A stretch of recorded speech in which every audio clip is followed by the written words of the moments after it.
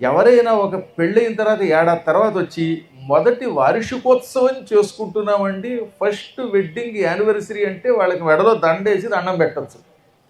పొద్దున్న పెళ్ళి, సాయంత్రం పెటాకులు. ఆ మధ్యలో తుంగభద్రా నదిలోకి తోసేసింది ఒక ఆవిడ. ఏదో వాడికి ఈత వచ్చి కాబట్టి బతికి పట్టుకట్టాడు. అందువల్ల కలియుగంలో ఇప్పుడే ఇలా ఉందంటే ఇంకా భవిష్యత్తులో ఎలా ఉంటుందో అనే ఒక భయం కలిగి అటువంటి వాళ్ళ కోసం వేదవ్యాస మహర్షి అపూర్వమైన రుక్మిణీ కళ్యాణ ఘట్టాన్ని అందించాడు. దానిని శ్రద్ధతో విన్న వాళ్ళంతా జీవితంలో బాగుపడ్డారు ఎక్కువ మంది. ఆ ఘట్టం రేపు చెప్పుకుంటాం. ముందుగా భాగవత మహిమయ్యాక అక్రూరస్తవంలోకి అడుగు పెడదాం. పూర్వం తుంగభద్రా నదీ తీరంలో ఆత్మదేవుడు అని పేరు కలిగిన ఒక పండితుడు ఉండేవాడు. ఇప్పుడు మనకి హంపి విజయనగరం ఉంది కదా, దానిని పూర్వం ఈ విజయనగర సామ్రాజ్యాన్ని తుంగభద్రా క్షేత్రంగా పిలిచేవారు. పురాణ కాలంలో ప్రసిద్ధికెక్కినటువంటి నగరాలండి అవి. ఆ తర్వాత మహానుభావుడు విద్యారణ్య స్వామి కాలంలో హక్కన్న బుక్కన్నలు విజయనగర సామ్రాజ్యం స్థాపించారు. దుర్మార్గులు బహమనీ సుల్తాన్లు దాన్ని కృష్ణదేవరాయల అనంతరం అడియరామరాయలు పరిపాలిస్తున్నప్పుడు ధ్వంసం చేశారు. ఆ విగ్రహాలు చూస్తుంటే మనసు చివుక్కుమంటూ ఉంటుంది. నరసింహస్వామి చెయ్యి కాలు విరిగిపోయి కొన్ని చోట్ల. ఇది కలి ప్రభావం అనుకోండి, మనం ఏం చేయలేం. కాలోహి దొరతిక్రమ.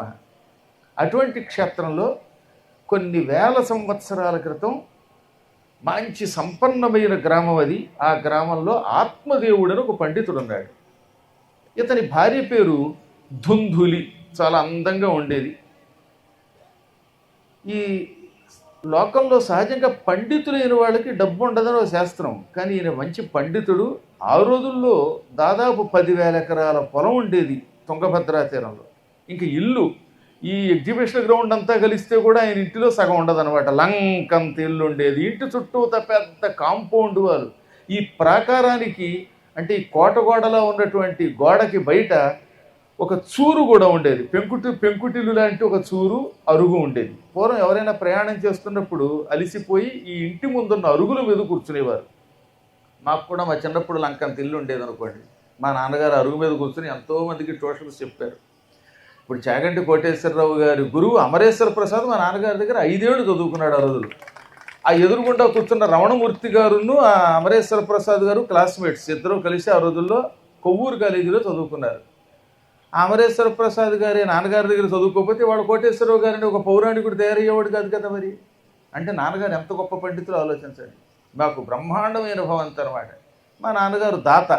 ఎవరైనా అడిగితే వెంటనే శిబి చక్రవర్తిలాగా ఇచ్చేయడం మొదలెట్టారు. లంకంత ఇంటి దగ్గరికి వచ్చి ఒకడు ఆ ఇల్లు రాసి ఇమ్మంటే రాసి ఇచ్చేశారు. ఆ ఇల్లు ఇచ్చి మేమంతా అద్దెంట్లోకి వెళ్ళాము చిన్నప్పుడు. అది చాలా మంచి పని అనుకోండి. ఇతరులకు దానం చేయడంలో ఉన్న ఆనందం ఇచ్చేవాడికి తెలుస్తుంది, పుచ్చుకునేవాడికి తెలియదు. కానీ అది పక్కన పెడితే ఈయనకి అంత ఇల్లు, ఇంటి బయట గోడ దగ్గర ఆనుకుని ఓ పెంకుటిల్లు ఉండేది, అరుగు ఉండేది, చూరు ఉండేది. ఎంతోమందికి పాఠం చెప్పాడు.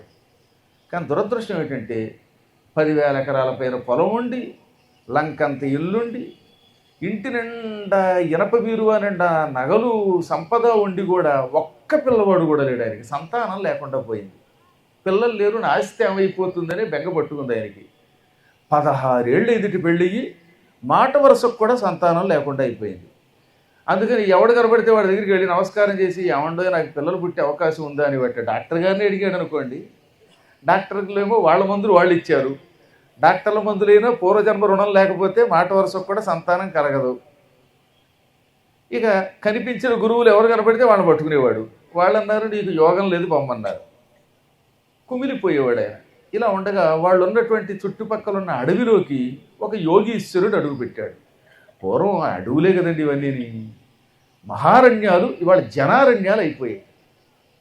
కాలప్రభావం వల్ల అసలు అడవి అనేది ఉంటుందా లేదా అన్నట్టుగా అయిపోయింది. ఇంకా అదృష్టం ఆ ఫారెస్ట్ డిపార్ట్మెంట్ ఒకటి లేకపోతే ఉన్నవన్నీ కబ్జా చేసి పారేసేవారు. మహానుభావులు కదా మన రాజకీయ నాయకులు కొంతమంది. వాడు తలుచుకుంటే దేన్నైనా కబ్జా చేయడమే. కబ్జా అనే హిందీ పదం ఒకటి ఉంది. కబ్జేమే రక్కన అంటే స్వాధీనము చేసుకునుట అని అర్థం. ఆ రోజుల్లో అడవులు తగలబెట్టడం మహాపాపం. అందుకని తగలబెట్టేవారు కాదు. అటువంటి అడవిలో చాతుర్మాస్య దీక్ష ఒక యోగీశ్వరుడు చేస్తున్నాడు. ఆయన రోజు అలాగే మధ్యాహ్నం పూట పురాణం చెప్పేవాడు. నేను సాయంత్రం చెబుతున్నాను, ఆయన మధ్యాహ్నం 2 దగ్గర నుంచి 5 దాకా పురాణం చెప్పేవాడు. బాగా చెప్పేవాడు. ఆయన చెబితే అందరికీ అర్థమయ్యేది. కొంతమంది పురాణం చెబితే చెప్పేవాడికి వినేవాడికి అర్థం కాదు. మా చిన్నప్పుడు చోట పురాణం జరుగుతుంటే వెళ్ళాను. ముగ్గురు మనుషులు ఉన్నారు. మైకు పెట్టే ఆయన, చెప్పించిన ఆయన, ఇక నేను, ముగ్గురే మిగిలాం. అంటే కొంతమంది ఉపన్యాసం కుర్చీలు కదిలిస్తుంది, కుర్చీలో కూర్చుని వాళ్ళు పారిపోతారు. కొంతమంది హృదయం కదిలించే ఉపన్యాసం చెబుతారు. అంటే హృదయం కదిలించే ఉపన్యాసాలు కొందరివి, కొందరు ఉపన్యాసాలు గుండెలు కదిలిస్తే, కొందరు ఉపన్యాసాలు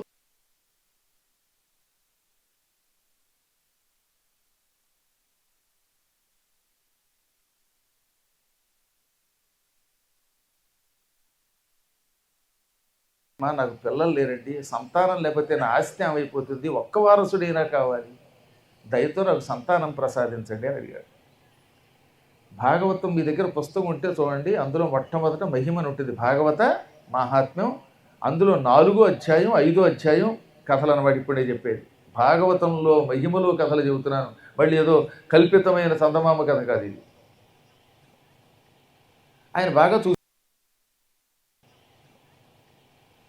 బాగా చూశాడు ముఖ.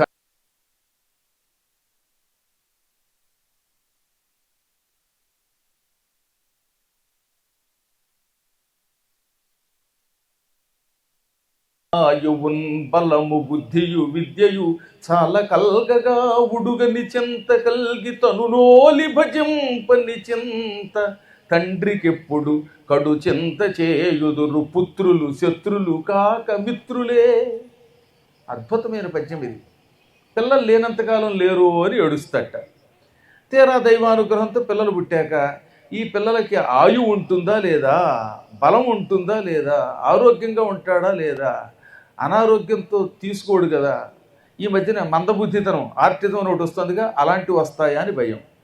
సరే ఆరోగ్యం బాగుంది, ఆయువు బాగుంది, ఇంకా చదువు వస్తుందా లేదా అనుకుంటాట. పిల్లవాడికి చదువు వచ్చాక వీడికి అమెరికా వెళ్ళే అవకాశం ఉందా, ఇంకా అమెరికా తప్ప ఇంకేం దేశం లేదా, పుట్టగానే అమెరికా వెళ్ళిపోవాలి, గ్రీన్ కార్డ్ రావాలి, ఇక అందరూ సాఫ్ట్వేరు లేకపోతే డాక్టరు, ఇక మిగతా వృత్తులు ఏమైపోతాయండి.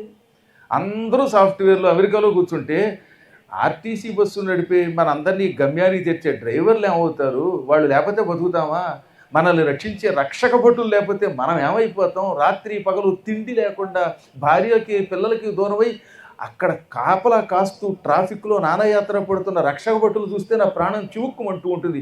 వాళ్ళు చేసే సాహసాల్లో, వాళ్ళు చేసే సేవల్లో 1000వ వంతు మనం ఎవరం చేస్తున్నాం. ఇలా ఎన్నో రకాల వృత్తులు వాళ్ళు ఎంతమంది మనల్ని రక్షిస్తూ ఉంటే మనం బతుకుతున్నాం. ఆ బార్డర్లో యుద్ధం చేస్తున్నటువంటి సైనికులు లేకపోతే ఇవాళ మనంతా దిక్కు లేక పీనుగులైపోతాం. కాబట్టి కేవలం ఏదో ఒక మెడిసిన్, సాఫ్ట్వేరు, అమెరికాయో అనుకోకండి. అన్ని వృత్తులు సక్రమంగా చేస్తే ప్రతి వృత్తిలో దైవం ఉన్నాడు. దానివల్ల దేశానికి మనం ఎంతో ఉపయోగపడతాం, మనకు మనమే ఉపయోగపడతాం.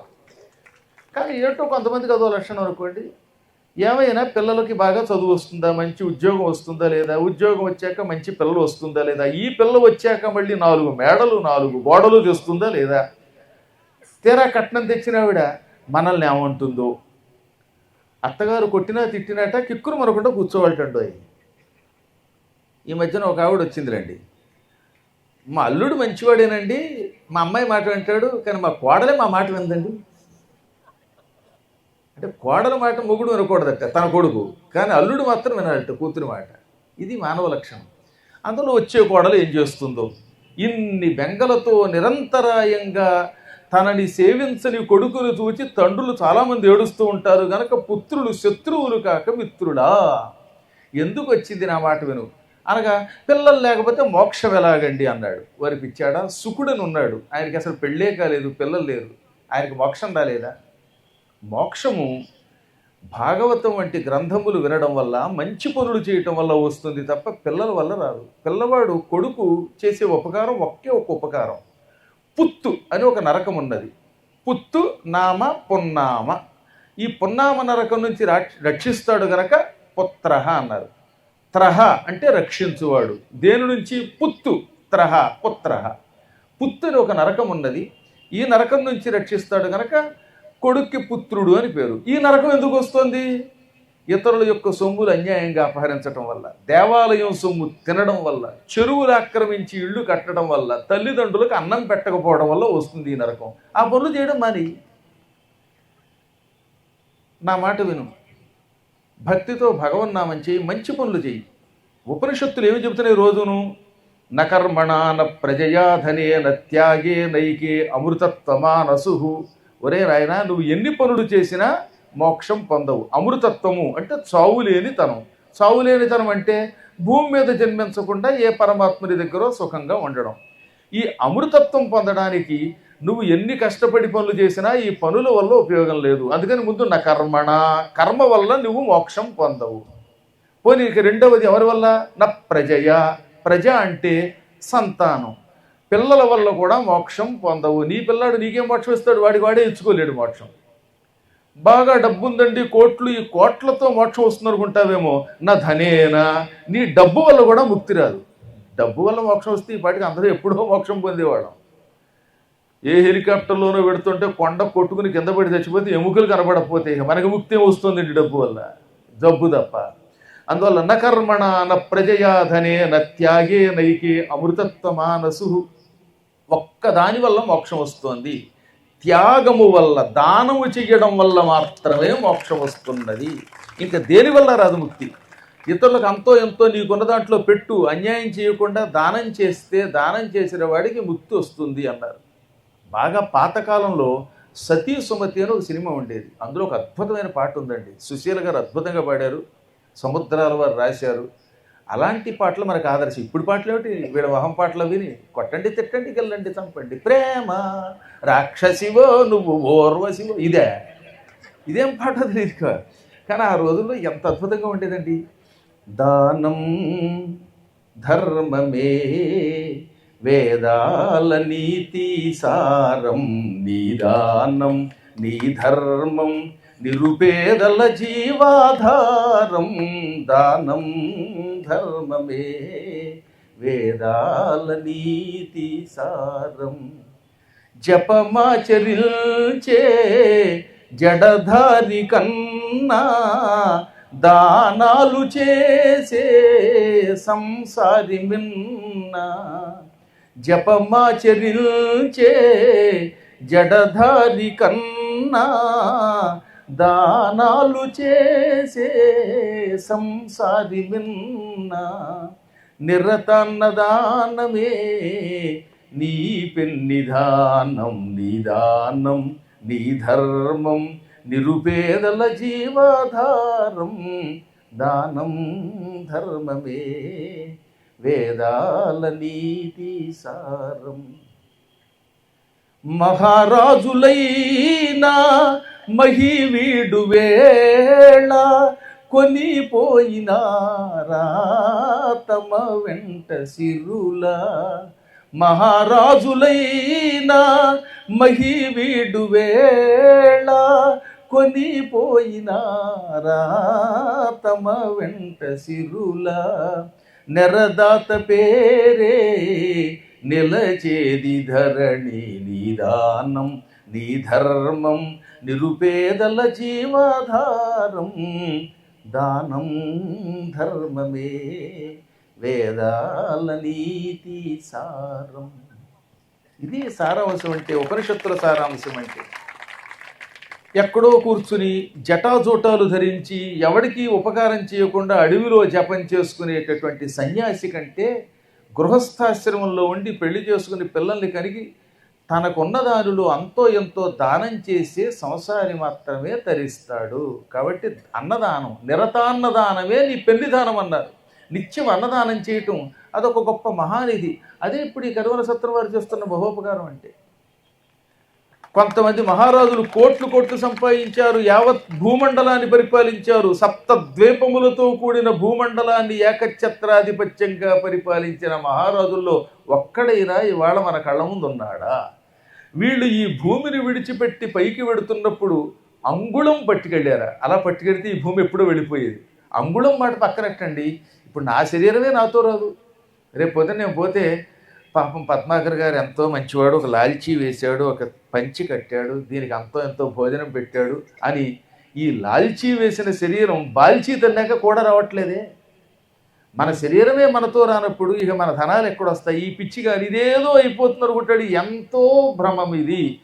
కేవలం దాత పేరు మాత్రమే శాశ్వతంగా నిలబడుతుందని తెలుసుకో. నా మాట విను. ఎందుకు వచ్చింది? ఉన్నదానితో సుఖంగా ఉండి 10 మందిని పోషించవయ్యా అంటే మీరెన్ని చెప్పండి, మీ కాళ్ళు పట్టుకుంటున్నాను, నా కొడుకే కావాలి అన్నాడు ఆత్మదేవుడు ఆ సన్యాసిని.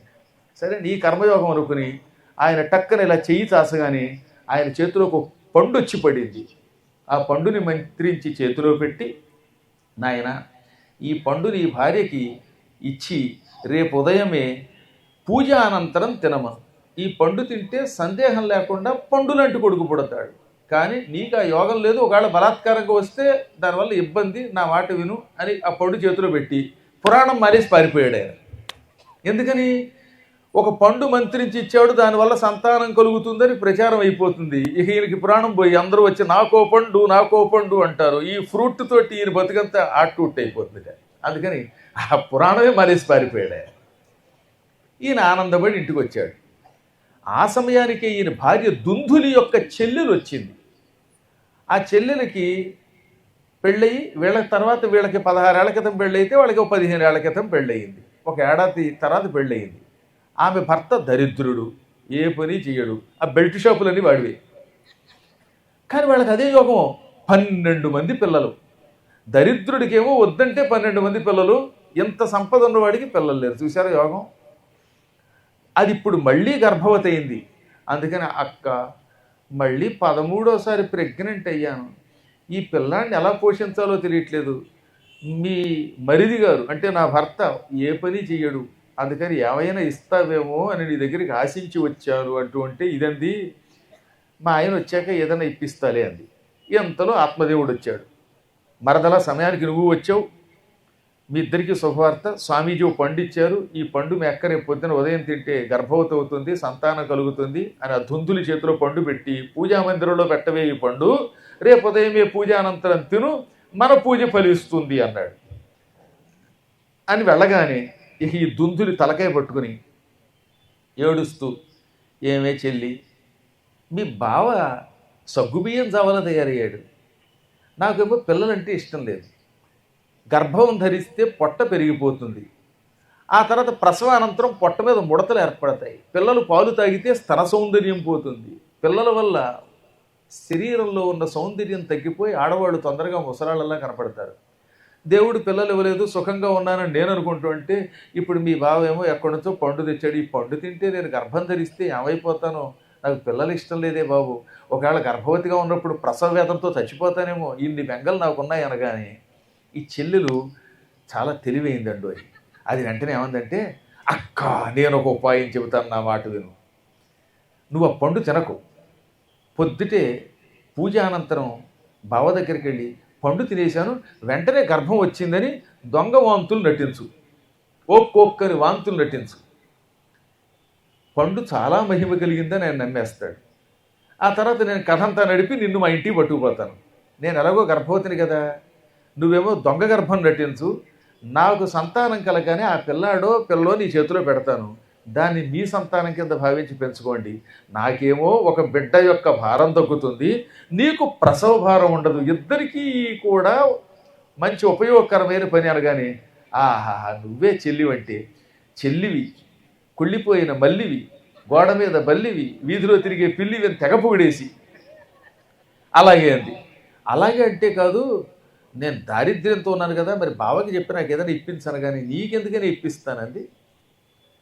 ఆ మరునాడు ఉదయం ఈ పండుని ముందు తినకుండా ఎక్కడో ఒకటి పెట్టాలి కదా, ఏం చేద్దామని ఆలోచించి దొడ్లో ఒక ఆవు ఉంది వాళ్ళకి, ఆవుకి పెట్టింది పండు. ఆ తర్వాత ఏం చేసింది, ఏమండో పండు తిన్నానండి, పండు తినడంతో కడుపు వచ్చిందండి, ఆ పండు ఎంత మహిమ కలిగిందో అని ఒకటే వాంతులు నటించింది. పాప ఆయన అమాయకుడు కదా, ఆహాహా ఆ స్వామీజీ ఎంత గొప్పవాడు, పండు ఇచ్చాడు, పండు తిరగారు, ఇవిడి కడుపు పండింది అని పొంగిపోయాడు. ఇంతలో మరదలు గారు వచ్చి, బావా చాలా కాలం తర్వాత గర్భం ధరించింది అక్క, ఇప్పుడు ఇక్కడ ఉంటే నువ్వు పనులు చేయిస్తావు, పనులు చేయిస్తే గర్భస్రావం అయ్యే ప్రమాదం ఉంది, అందువల్ల అక్క ఏం నేను తీసుకెళ్ళి పురుడు పోసి పురుడు అయ్యాక నీకు అప్పగిస్తాను ఆ పిల్లాడిని, ఇక్కడ ఉంటే ప్రమాదం, నాతో పట్టుకుపోనా అంటే, నాకు పిల్లాడు కావాలి, దానికోసం ఏదైనా చేస్తారు, పట్టుకుపో. పట్టి కడతారు కానీ అక్కని పోషించడానికి నా దగ్గర డబ్బు లేదు కదా అనగానే, ముందు 500 ఎకరాలు రాసేసాను నీకు, ఆ తర్వాత ఇంకో 1000 ఎకరాలు రాసేస్తాను, పట్టుకుపో అన్నాడు. అందాక పోలేడంత బంగారం ధనం ఇస్తానన్నాడు. వీడికి పిల్లాడి ఖర్చు పట్టేసింది, అందుకని ఏమడిగితే ఇచ్చేయడం మొదలెట్టాడు. ఇవన్నీ పుచ్చుకుని వెళ్ళిపోయి తన ఇంటికి చేరి వారానికోసారి ఉత్తరం రాసేదిట. బావోయ్, అక్కకి గర్భం కొంచెం పెరిగింది, అంగుళం పెరిగింది, పావు అంగుళం పెరిగింది, లోపల పిల్లవాడు తంతున్నట్ట. అంటే ఈయన ఇక్కడేమో ఎగిరి గంతులేసేవాడు పాపం. ప్రసవం అయ్యేదాకా నువ్వు మాత్రం రావద్దు, నువ్వు వచ్చావంటే అక్క కంగారు పడి కదులుతుంది, కదిలితే బిడ్డ చచ్చిపోతాడు అనగానే అస్సలు రానన్నాడు ఆయన. పాపం ఎంత బాగా నడిపారో చూడండి కథవాడు. క్రమంగా ఒక శుభముహూర్తము అశుభముహూర్తంలోనే చెల్లెలి గారికి కొడుకే పుట్టాడు. కొడుకు పుట్టగానే ఉత్తరం రాసింది, అక్కకి కొడుకు పుట్టాడు, కానీ మొదటి నెల నువ్వు చూడడానికి రావద్దు, రెండో నెలలో రా అని, ఎందుకంటే గుట్టు బయట పడుతుందని. కానీ చిత్రం తెలిసిన అక్కడ నుంచి తన భార్య గర్భవతి కాకపోయినా చెల్లెలు కొడుకు తన కొడుకుని భావించి తన భార్య కొడుకుని కన్నదని ఈయన ఆనందపడుతున్న సమయంలో దొడ్లో ఆవు ప్రసవించింది. స్వామివారు ఇచ్చిన పండుని ఆవుకు పెట్టారుగా, ఆవు ఓ మానవుండి కన్నది. అచ్చం మనిషి వాడు, పూర్తిగా మనిషి. ఒక్క చెవులు మాత్రం ఆవు చెవులతో పుట్టాడు వాడు. ఈయనకి ఆశ్చర్యం కలిగింది. స్వామివారిచ్చిన పండు వల్ల నా భార్య కొడుకుని కన్నది, ఆవు కూడా మానవుణ్ణి కన్నది, ఎటొచ్చి చెవులు మాత్రం గోవు చెవులు అనుకుని ఆ పండు యొక్క వాసన తగలటం వల్లే ఆవుకి పురుడొచ్చిందేమో అనుకున్నాడు ఆయన. పాపం ఆ పిల్లవాడికి చెవులు గోవుల చెవుల్లో ఉన్నాయి కదా, అందుకని గోకర్ణుడు అని పేరు పెట్టారు. అందుకే ఈ కథకి గోకర్ణోపాఖ్యానం అని పేరు. భాగవతం అయ్యేవారు చెవులు మాత్రం ఆవు చెవులు, మిగతా శరీరం అంతా మానవ శరీరం. వీడికి గోకర్ణుడు అని పేరు పెట్టాడు. తన మరదల కన్న బిడ్డని తన బిడ్డ అనుకుని భార్యతో పాటు తెచ్చుకుని వాడికి తన భార్య దుందులి పేరు మీదుగా దుందుకారుడు అని పేరెట్టాడు. ఇక మొదలయ్యాయి వీడి కష్టాలు. చిన్నప్పటి నుంచి ఆ దుర్మార్గుడు దుందుకారుడు వాళ్ళ మరదల కొడుకు తన కొడుకుగా భావించి తాను తెచ్చుకున్నవాడు వ్యసనపరుడు, దుర్మార్గుడు, అందరినీ కొట్టడం, వీటితో తండ్రికి తలవంపులు తేవడం మొదలెట్టాడు. చిన్నప్పటి నుంచిట కనిపించిన దోమల్ని చీమల్ని చంపడం ఒక ఎత్తు, కప్పల్ని చంపేవాడు, ఆవుల్ని బాధేసేవాడు, ఆడపిల్లలు జుట్టుపట్టుకు పీకేవాడు. పువ్వు పుట్టగానే పరిమళిస్తుందంటే ఇది. భర్తని మోసం చేసి ఈ దౌర్భాగ్యుడిని తెచ్చుకుని వాడిని గారం చేసింది దుందుకారి. కానీ గోవు కన్న బిడ్డ పరమ సాధువై బాగా చదువుకున్నాడు. 16 ఏళ్ళు వచ్చేసరికి గోకర్ణుడు పరమ పండితుడైపోయాడు. ఆ దుర్మార్గుడు దుందుకారి పరమ వ్యసనపరుడైపోయాడు.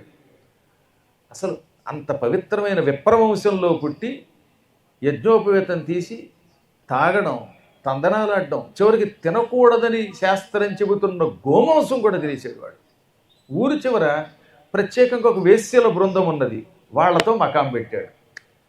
ఇంకా ఆత్మదేవుడికి ఎక్కడ లేని బాధ కలిగింది.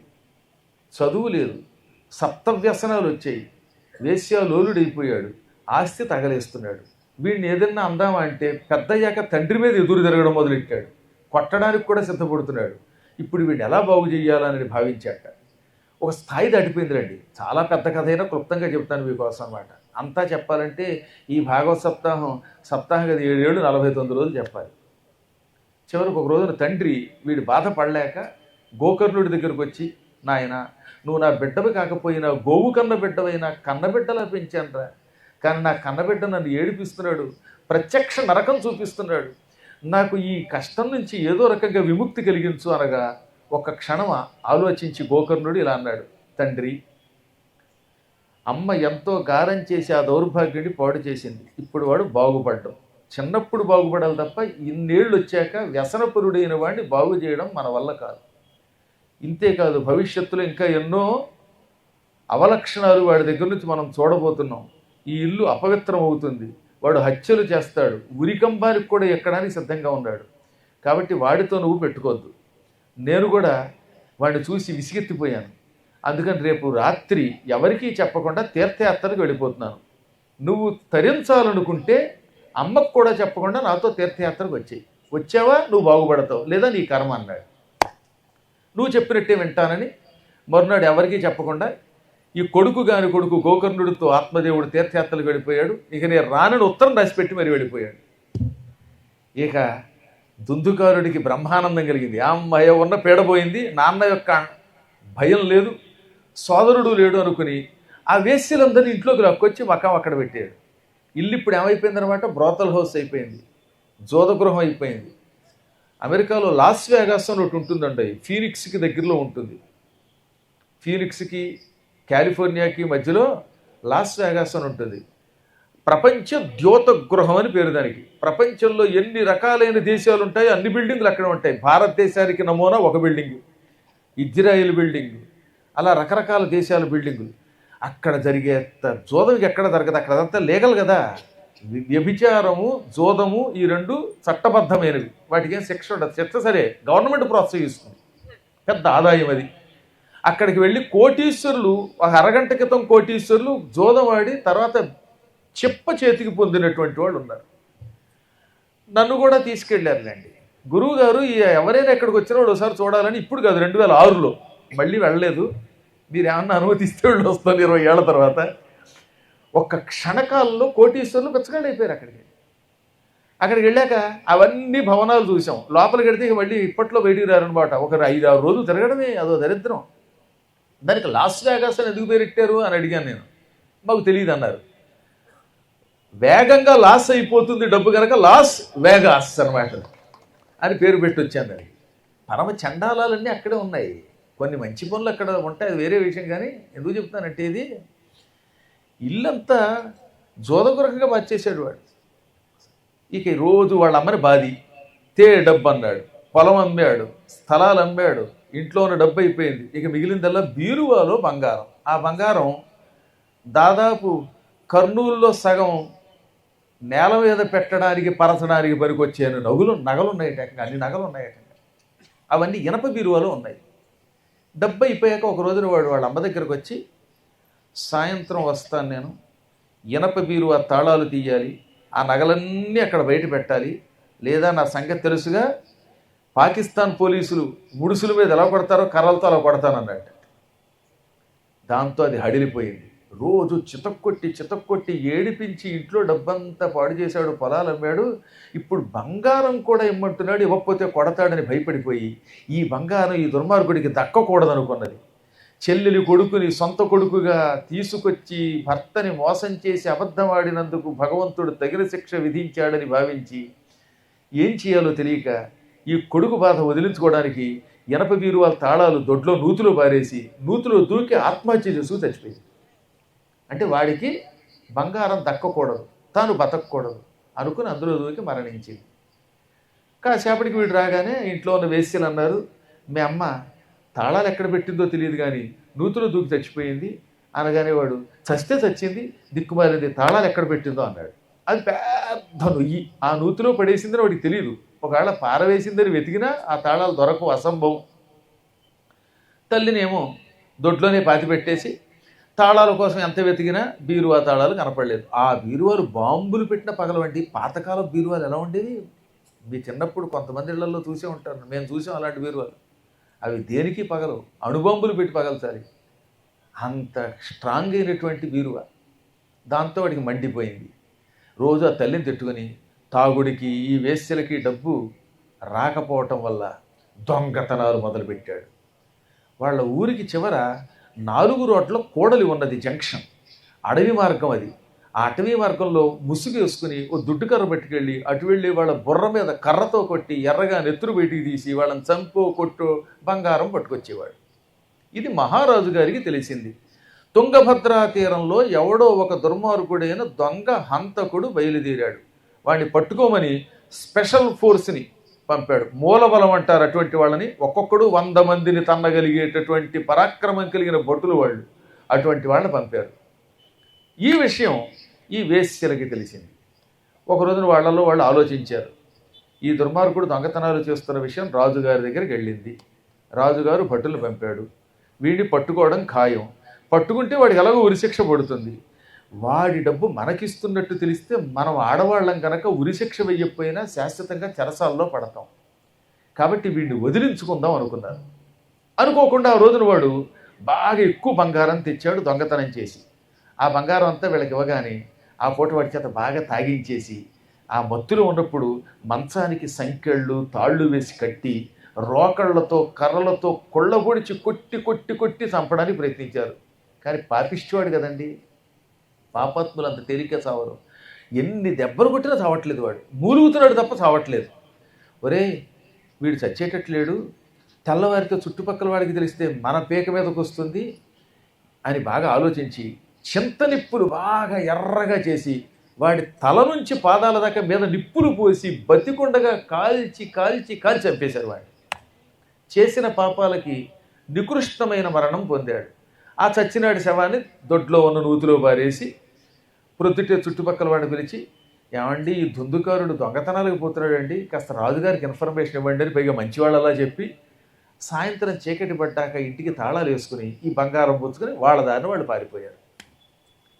ఈ పాపాత్ముడు తల్లి మరణానికి మూలకారకుడై హత్యలు చేసి దొంగతనాలు చేసి దుర్మరణం పాలైన ఈ దుర్మార్గుడు నూతిలో పడి చచ్చి చివరికి పిశాచం అయిపోయాడు, ఒక ప్రేతంగా మారిపోయాడు.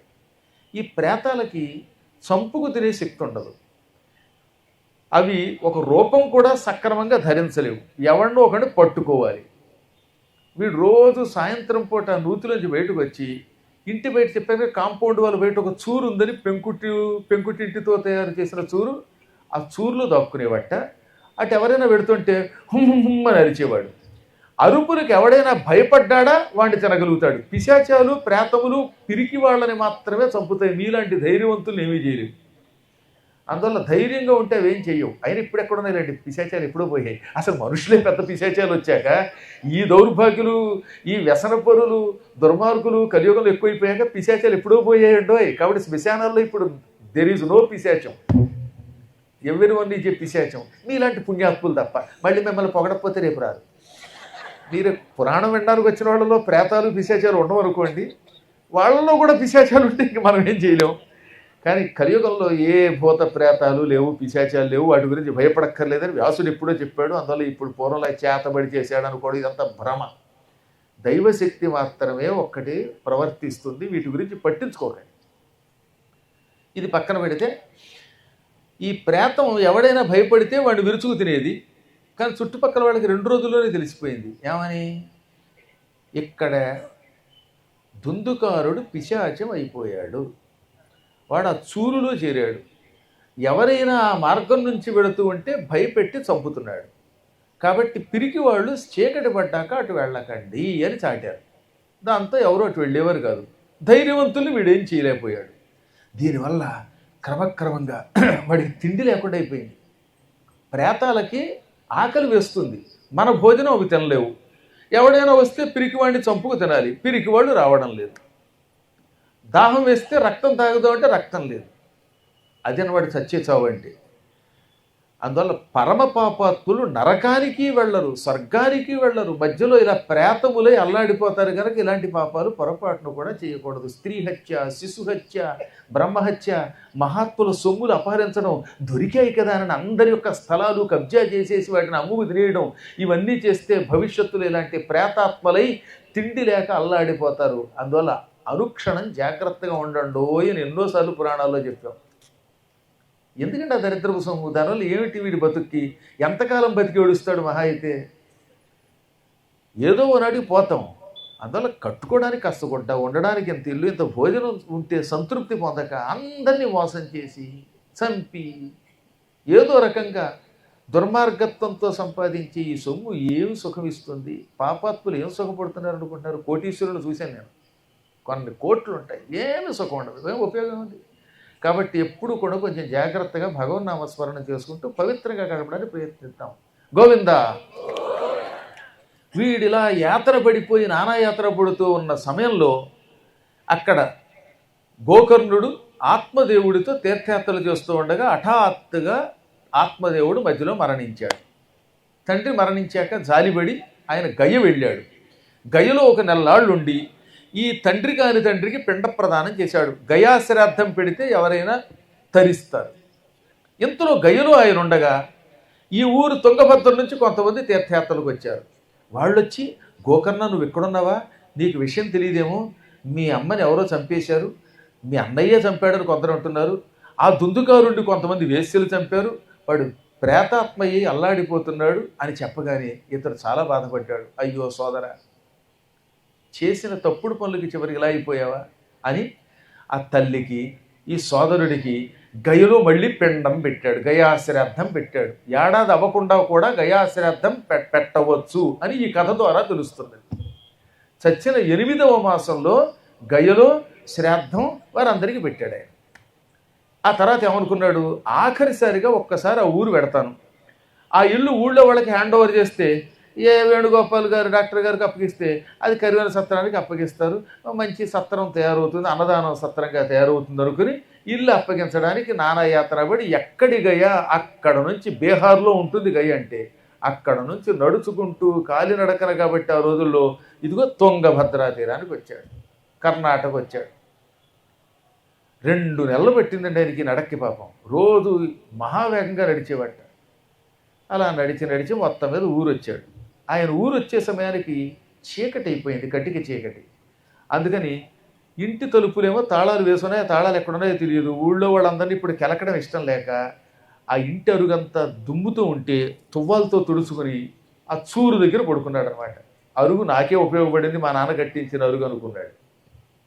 అరుగు మీద పడుకున్న పావు గంటకి నూతిలో నుంచి ప్రేతాత్మ రూపంలో ఉన్న ధుందుకారుడు చూరులో చేరాడు. చేరి అని అరిచాడు. ఈ అరుపులకి ఈయనేం భయపడలేదు, ఎగాదిగా చూశాడు. వాడు రకరకాల చేష్టలు చేశాడండి. సింహంలాగా మారి, పులిలా మారి, పిశాచంలా మారి, కొరివి దెయ్యంలా మారి భయపెట్టడానికి ప్రయత్నిస్తే ఈయన పట్టించుకోకుండా బహుశా వీడే సోదరుడేమో, కానీ మా సోదరుడు ఇలా పిశాచంగా ఉండకూడదే అని లోపల అనుమానిస్తూ కమండలంలో నీళ్లు తీసుకుని గాయత్రి మంత్రం చదువుతూ వాడి మీద జల్లాడు. జల్లగానే వాడు వెంటనే మానవ భాషలో మాట్లాడుతూ, నాయన గోకర్ణ, నేను మీ సోదరుణ్ణి ధుందుకారిని అన్నాడు. ఈయనకి మతిపోయింది. నాయన నువ్వు చచ్చిపోయావని నాకు తెలిసింది, ఆ వార్త వినగానే నీ కోసం గయలో శ్రాద్ధం పెట్టాను. గయలో శ్రాద్ధం పెట్టినా ఇంకా నీకు ప్రేతత్వం నుంచి విముక్తి కలగలేదా అనగానే వాడు ఏమన్నాడు తెలుసా, గయా శ్రాద్ధ శతేనాపి ముక్తిర్మే నభవిష్యతి. సోదర, గయలో ఒకసారి కాదు, శతేన అంటే 100 శ్రాద్ధములు పెట్టినప్పటికీ, 100 సార్లు నా కోసం శ్రాద్ధం పెట్టినా నా శ్రాద్ధం ఇంతే, నాకు ముక్తి లభించదు. వేదవ్యాసుడు రాసిన శ్లోకం ఇది. గయాశ్రాద్ధ శతేనాపి ముక్తిర్మే న భవిష్యతి. 100 పర్యాయములు గయలో నా కోసము నీవు శ్రాద్ధము పెట్టి పిండ ప్రదానము చేసినప్పటికీ నాకు ముక్తి లభించదు. అన్ని పాపాలు చేశానన్నాడు. అయితే నీ కర్మ, ఇక నీకు మోక్షం లేదు అనగానే, అలాగా నువ్వు చదువుకున్నవాడివి, తీర్థయాత్రలు చేసిన వాడివి, అందువల్ల నన్ను రక్షించు. ఈ ప్రేత రూపంలో అల్లాడిపోతున్నాను, ఆకలి వేస్తుంది, తిండి దొరకదు, చచ్చాను గనక వేరే చావు ఉండదు. చచ్చే చావు అంటే ఇదే అండోయ్. చచ్చిన ప్రేతాత్మలకి చావు ఉండదు కనుక చావరు, బతకరు. దాహం తీరక, ఆకలి తీరక అలమటించిపోతున్నాను. బతికున్న రోజుల్లో ఇలా ప్రేతాత్మలు అవుతారని తెలిస్తే ఆ పాపాలు చేసేవాడిని కాదు. కానీ అప్పుడు నమ్మం. చాలా చోట్ల అంతేనండి. ఇప్పుడు నేను చెప్పినప్పుడు నమ్మరు. రేపు చచ్చాక అలా అయ్యాక, అయ్యో పద్మాకర్ గారు కర్నూలు వచ్చారు, చక్కగా భాగవతంలో చెప్పారు, వినలేదు అంటారు. అప్పుడు ఏం చేస్తాం? No one can help him. కాబట్టి దృష్టిలో పెట్టుకుని, ఒళ్ళు దగ్గర పెట్టుకుని ఎప్పటి నుంచే జాగ్రత్తగా ఉండాలి. ఏమైనా నాకు మోక్షం వచ్చేటట్టు చెయ్యి అనగా, సరేనైనా ప్రస్తుతానికి నూతిలో దాక్కో, రేపు ఉదయం ఊళ్ళో వాళ్ళని అడిగి నీకు మోక్షం ఇవ్వడానికి ప్రయత్నిస్తాను అన్నాడు. పొద్దుటే చుట్టుపక్కల వాళ్ళని పిలిచి తలుపులు తాళాలు పగలగొట్టి ఆ తర్వాత జరిగిందంతా చెప్పి, నాయనలారా పాపం మా వాడు ప్రేతాత్మయ్య ఉన్నాడు, వాడికి విముక్తి కలగాలంటే ఏం చెయ్యాలి? 100 సార్లు శ్రాద్ధం పెట్టినా గైలో కూడా మోక్షం రాదంటున్నాడు వాడు అనగానే వచ్చిన వాళ్ళంతా తొలో సలహా ఇచ్చారు. ఒకళ్ళేమో ఇక్కడ అన్నదానం జరిగితే అయిపోతుందని, ఇంకోటి వచ్చి జలదానం అని, ఇంకోటి వచ్చి అభిషేకం అని. అంటే ఆ నూతిలో ఉన్నాడే వీడు, ఈ పిశాచంగాడు, అబ్బే వాటి వల్ల నాకు ముక్తి రాదు, నాకు తెలుసు అన్నాడు. ఎవడేం చెప్పినా అబ్బే దానివల్ల నాకు ముక్తి రాదు అంటున్నట్టు వాడు లోపల నుంచి. అయితే నీ కర్మంతే అన్నారు వాళ్ళు. ఆ సమయంలో సూర్యుడు సరిగ్గా నడినెత్తుకు వస్తున్నాడు. అభిజిన్ ముహూర్తం, సూర్యుడు సరిగ్గా శిరస్సు మీదకి వస్తే దాన్ని అభిజిత్ అంటారు. వెంటనే ఈ గోకర్ణుడికి ఒక ఆలోచన వచ్చింది. మానవులు ఎవరు వాడిని రక్షించలేరు, సూర్య భగవానుడు ఒక్కడే రక్షించాలి. నాకు యోగశక్తి ఉన్నది, అరుగు మీద కూర్చుని యోగశక్తితో నా ప్రాణాన్ని పైకి పట్టుకుపోతాను. అప్పుడు నా శరీరం శవంలో ఉంటుంది, నా ప్రాణం పైకి వెళ్ళిపోతుంది. నేను చచ్చిపోయాను అనుకుని నన్ను తగలబెట్టకండి. నా ఆత్మ సూర్యుడి దగ్గరికి వెడుతుంది, మళ్ళీ నేను సూర్యుడితో మాట్లాడి తిరిగి ఈ శరీరంలో ప్రవేశిస్తాను, అప్పటిదాకా నా శరీరాన్ని కాపాడండి అని చెప్పి అరుగు మీద కూర్చొని యోగశక్తితో ప్రాణం పైకి తీసుకుపోయాడు. ఈయన ప్రాణం హంస రూపంలో, ఒక అందమైన హంస రూపంలో సూర్యుడి దగ్గరికి వెళ్ళిపోయింది. ఫ్రాక్షన్ ఆఫ్ సెకండ్స్లో సూర్యభగవానుడికి నమస్కరించాడు ఆయన. సప్తాశ్వరథమారూఢం ప్రచండం కశ్యపాత్మజం శ్వేతపద్మధరం దేవం తం సూర్యం ప్రణమామ్యహం. 7 గుర్రములు పూంచిన రథం మీద తిరిగే సూర్యదేవ నీకు నమస్కారం. నీవు తీవ్రమైన కిరణములు కలిగిన వాడి. ప్రచండు అంటే భగమండే కిరణములతో ఉండేటటువంటి వాడు. కశ్యప ప్రజాపతి పుత్రుడివి, తెల్ల తామర పువ్వు చేతిలో ధరించేటటువంటి వాడివి. అటువంటి దేవ సూర్యభగవానుడా నీ గురించి నమస్కరిస్తున్నాను అని ప్రార్థించి, మా సోదరుడికి మోక్షం ఎలా వస్తుందో చెప్పమంటే భాగవతమును 7 రోజుల పాటు 18,000 శ్లోకాలు అతని గోత్రనామములతో పారాయణ చేసి ఆ ఫలితం అతని చేతిలో పోస్తే తక్షణం వాడికి ముక్తి వస్తుంది అన్నాడు. ఆ విధానం కూడా చెప్పగానే టక్కన మళ్ళీ తిరిగి శరీరంలో ప్రవేశించాడు. ఈయన జరిగిందంతా చెప్పాడు. రేపటి నుంచి భాగవత సప్తాహం చేస్తున్నాము. 5 పండితులు లేక 3 అధమపక్షం 2 ఉండాలి పారాయణ చేసేవాళ్ళు. నేను కలశ స్థాపన చేయిస్తాను అని పలికి ఓ మండపం ఏర్పాటు చేయించాడు. వినాయక పూజ చేయించాడు.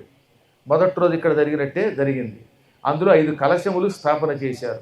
ఈ కలశముల్లోకి ఆదిత్యం, అంబికాం, విష్ణుం, గణనాథంచ మహేశ్వరం, సూర్యభగవానుణ్ణి, గణపతిని, విష్ణువుని, పార్వతిని, శివుడిని 5గురిని ఆవాహన చెయ్యాలి. మధ్య కలశంలోకి వరుణదేవుణ్ణి, విష్ణువుని ఆవాహన చెయ్యాలి. ఆ తర్వాత నవగ్రహాలు, ఆదిత్యాది నవగ్రహాలు, అష్టదిక్పాలకుల్ని పెట్టాలి. షోడశోపచారాలు చెయ్యాలి. పారాయణ చేసే ఋత్విక్కులకి ఋత్విగ్వరణ అనే పేరుతో తాంబూలం ఇవ్వాలి. ఇచ్చిన తర్వాత వాళ్ళు రోజు పారాయణ చేస్తారు. ఇక ఈయన ఇందులో కొంత సారాంశాన్ని పురాణ కథగా చెప్పేవాడు. మీరంటే శరీరం ఉన్నవాళ్ళు కనుక అలా కుర్చీలో కూర్చునో కింద కూర్చునో పురాణం విన్నారు. ఇప్పుడు ప్రేతాత్మ కోసం కూడా చెప్పాలిగా. అయినా మొత్తం ఊళ్ళో జనమంతా వచ్చేసారటండి, చుట్టుపక్కల వాళ్ళందరూ వచ్చారట. కర్నూలులో ఈ 1000 మంది రావడం గొప్పే ఉంది, ఆ రోజుల్లో 10,000 మంది వచ్చారని చెప్పారు. అంటే అప్పుడు కొంచెం జ్ఞానులు ఎక్కువ ఉండేవారు, అందుకని 10,000 మంది వచ్చి ఉన్నారట. ఇంకా చిత్రం ఏంటంటే ఇప్పుడంటే మైకు ఉంది, ఆ రోజులు ఏ మైకు లేకుండా ఈ నరిస్తే చివరివాడికి కనపడేది. ఇవన్నీ బాగున్నాయి, కానీ ప్రేతాత్మ పురాణం వినడం ఎలా? దానికి శరీరం ఉండదు, అది చీకటి పడితే కానీ బయటికి రాదు. దానికని సూర్యుడు ఒక ఉపాయం చెప్పాడు.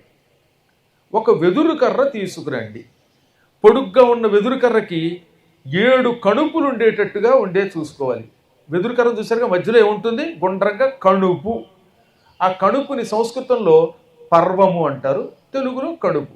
వెదురు, చెరుకు వాటిని చూశారు కదా, మధ్యలో కణుపులు ఉంటాయి. 7 కణుపులున్న ఒక కర్ర పాతండి పురాణం చెప్పే గోకర్ణుడికి ఎదురుగా. అందులోకి ఈ ప్రేతాత్మని ఆవాహన చేయండి. మొదటి రోజు ఏం చేయాలి? మొదటి పర్వములోకి, మొదటి కణుపులోకి ఆవాహన చేయాలి. వాడు అందులో కూర్చున్నాక పురాణం శ్రద్ధగా వింటే ఈ కణుపు పట్మని పగిలిపోతుంది. ఆ వెదురు కర్ర దగ్గర ఉన్న ప్రాంతం చీలిపోయి పగిలిపోవాలి. పగిలిందంటే వాడు బాగా విన్నట్టు, వినకపోతే పగలదు. అలాగే రెండో రోజు 2 అలా వరసగా 7 కణుపుల్లోకి వాడిని ఆవాహన చెయ్యండి అనగానే మొదటి రోజు ఏం చేశారనమాట, ఆ గడకర్ర పాతారు, నా ఎదురుగుండా అరటి చెట్టు పాతినట్టుగా. ఆ మొదటి కడుపులోకి ఏం చేశారు, ఇదిగో రారా దుందుకారి అని ఈ ప్రేతాత్మని ఇందులోకి ఆవాహయామి, స్థాపయామి. పూజయామి అనకూడదు అండి, దేవుణ్ణి పూజించినట్టు వాడిని పూజించకూడదు, అందుకని ఆవాహయామి స్థాపయామి అన్నారు. వాడు వచ్చి కూర్చున్నాడు. పురాణం అయ్యిందండి. పట్మని శబ్దంతో ఆ వెదురుకర్ర అలా చిట్లిపోయింది, ఆ కడుపు పగిలింది. అంటే లోపల ఉన్నవాడు ఏం చేశాడనమాట, శ్రద్ధగా పురాణం విన్నాడు. అలా 7 రోజులు పురాణం, మొదటి రోజు మొదటి కడుపు, రెండో రోజు రెండో కడుపులో పెట్టారు, అది పగిలింది. మూడో రోజు మూడవ కడుపులోకి ఆవాహన చేశారు, అది పగిలింది. 4, 5, 6, 7 అన్నీ పగిలాయి. 7వ రోజు పురాణం పూర్తవడంతో వెదురుకర్రలు 2గా చీలిపోయి అందులోంచి ప్రేతాత్మ కాస్త పరమ సుందర పురుషుడిగా మారిపోయింది. అచ్చం విష్ణుమూర్తి ఎలా ఉంటాడో అలా నల్లని రూపంతో కిరీటం ధరించి పరమసుందర రూపంతో బయటకు వచ్చాడు. మెడలో వనమాలలు వేసుకుని సువాసనతో ఈ ధుందుకారి బయటికి రాగానే వైకుంఠం నుంచి దివ్య విమానం వచ్చింది వాడిని తీసుకెళ్ళడానికి. ఆ విమానంలోంచి పుణ్యశీలుడు సుశీలుడు అని ఇద్దరు విష్ణుదూతలు వచ్చారు. వాళ్ళు వచ్చి, నాయనా ధుందుకారి, భాగవతాన్ని శ్రద్ధతో విన్నావు, ఫలం నీ చేతిలో ధారపోసాడు ఆయన, దాంతో నువ్వు ప్రేత రూపంలో ఉన్నవాడివి కాస్త వైకుంఠానికి వెళ్ళిపోతున్నావు రా అనగానే వాడు వెంటనే వెళ్ళిపోలేదండి. గురువు గారికి పురాణం చెప్పిన ఆయన పాదాలకు నమస్కరించాడు. నమస్కరించి, మహాత్మా, ప్రమాదవశాత్తు మరణించినవాడు, పాము కాటు తిన్నటువంటి వాడు, నీళ్లల్లో పడి మరణించినవాడు, ఇలా దుర్మరణం పాలైనవాడు నరకం పాలవుతాడని శాస్త్రం. భాగవతం నాకు ధారపోసి ఆ నరకం నుంచి ఉద్ధరించి నన్ను వైకుంఠానికి పంపుతున్న నీ రుణం తీర్చుకోలేనని చుట్టూరా ప్రదక్షిణ చేసి విమానం ఎక్కబోతూ ఉంటే, ఒక్క క్షణం ఆగండి అన్నాడు గోకర్ణుడు. పుణ్యశీల సుశీలు ఆగారు. మహాత్ములారా, ఇక్కడ భాగవతం వినడానికి 10,000 మంది వచ్చారే, ఎంతమందిలో కేవలం ఈ ధుందుకారి కోసం మాత్రమే విమానం తెచ్చారు, మిగతా వాళ్ళు ఎవరిని ఎందుకు వైకుంఠానికి పట్టుకెళ్ళటం లేదని అడిగితే అప్పుడు వాళ్ళు ఏమన్నారు తెలుసా? నాయన, ఈ మిగతా వాళ్ళందరికీ ఇతనికి ఉన్నంత శ్రద్ధ లేదు. మధ్య మధ్యలో ఫోన్లు మాట్లాడుకుంటూ అటు ఇటు తిరుగుతూ మధ్య మధ్యలో నిద్రపోతూ ఉపన్యాసం వినడానికి వచ్చే ముందు ఇడ్లీ తినొచ్చి ఏదో కారణం చేత శ్రద్ధ లోపించి విన్నారు. కానీ ధుందుకారు ఎలా కాదు, నేను పాపాత్ముడిని, బాగుపడాలి అని పశ్చాత్తాపంతో ఉండడం వల్ల అత్యంత శ్రద్ధతో ఒక్క క్షణం కూడా మనస్సు పక్కకి పోనివ్వకుండా విన్నాడు. అందువల్ల శ్రద్ధ ఎక్కువగా ఉండి వింటేనే వైకుంఠానికి కడతాడు. అశ్రద్ధ కలిగిన వారికి వైకుంఠం రాదుగాక రాదు. అంటే ఈ ఉపన్యాసం వాళ్ళంతా శ్రద్ధ కలిగిన వాళ్ళే అయి ఉండొచ్చు కాక, కానీ ఎల్లవేళలో ఉండదుగా శ్రద్ధ. ఓసారి ఏం జరిగింది, నా ఎదురుగుండా ఒక ఆడు కూర్చుని నేను పురాణం చెప్తున్నాను సేపు అని తల ఊపేది.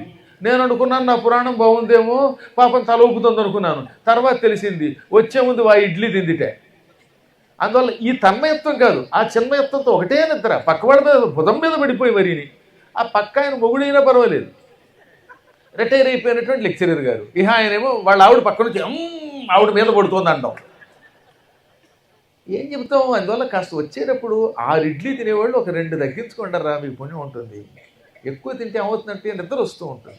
ఏదైనా శ్రద్ధగా వినాలి. వినేటప్పుడు పూర్తిగా లగ్నం చేసి వింటే పురాణ శ్రవణ ఫలితం వస్తుంది అనగానే ఓహో అనుకున్నాడు ఆయన. మళ్ళీ సప్తాహం చేశాడు వాడు వెళ్ళిపోయాక. ఈసారి సగం మందికి విమానం వచ్చింది. ఈయన దండం పెట్టి మిగతా సగం వాళ్ళని నేను బాగు చేయలేను, నేను వెళ్ళిపోతున్నారు వైకుంఠానికి అన్నాడు ఆయన. ఇది శ్రీమద్ భాగవత మహామహిమ గోకర్ణోపాఖ్యానం. ఇది విన్నవాడు నరకానికి వెళ్ళడని అందులోనే రాశారు. అంత గొప్ప అద్భుతమైన దివ్య కథ భాగవతంలో వేదవ్యాసులు వారు మహిమనిచ్చారు మనకి. కాబట్టి మనం దృష్టిలో పెట్టుకోవాల్సింది ఏంటంటే, భాగవత సప్తాహం అనేక పాపములకు ప్రాయశ్చిత్తం. అది విన్న తర్వాత కూడా శ్రద్ధాసక్తులు దాని మీద పెట్టకపోతే వాడి కర్మయోగం అన్నారు. ఇక భాగవతంలో శ్రీకృష్ణ పరమాత్మలు లీలలు నిన్నటిదాకా చాలా విన్నారు కదా. కృష్ణుడు 3 ఏళ్ల వరకు రేపల్లిలో ఉన్నాడు.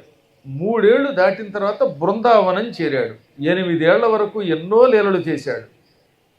కంసుడు అతన్ని చంపడానికి ఎన్నో ప్రయత్నాలు చేసినా ఆ ప్రయత్నాలన్నీ విఫలమయ్యాయి.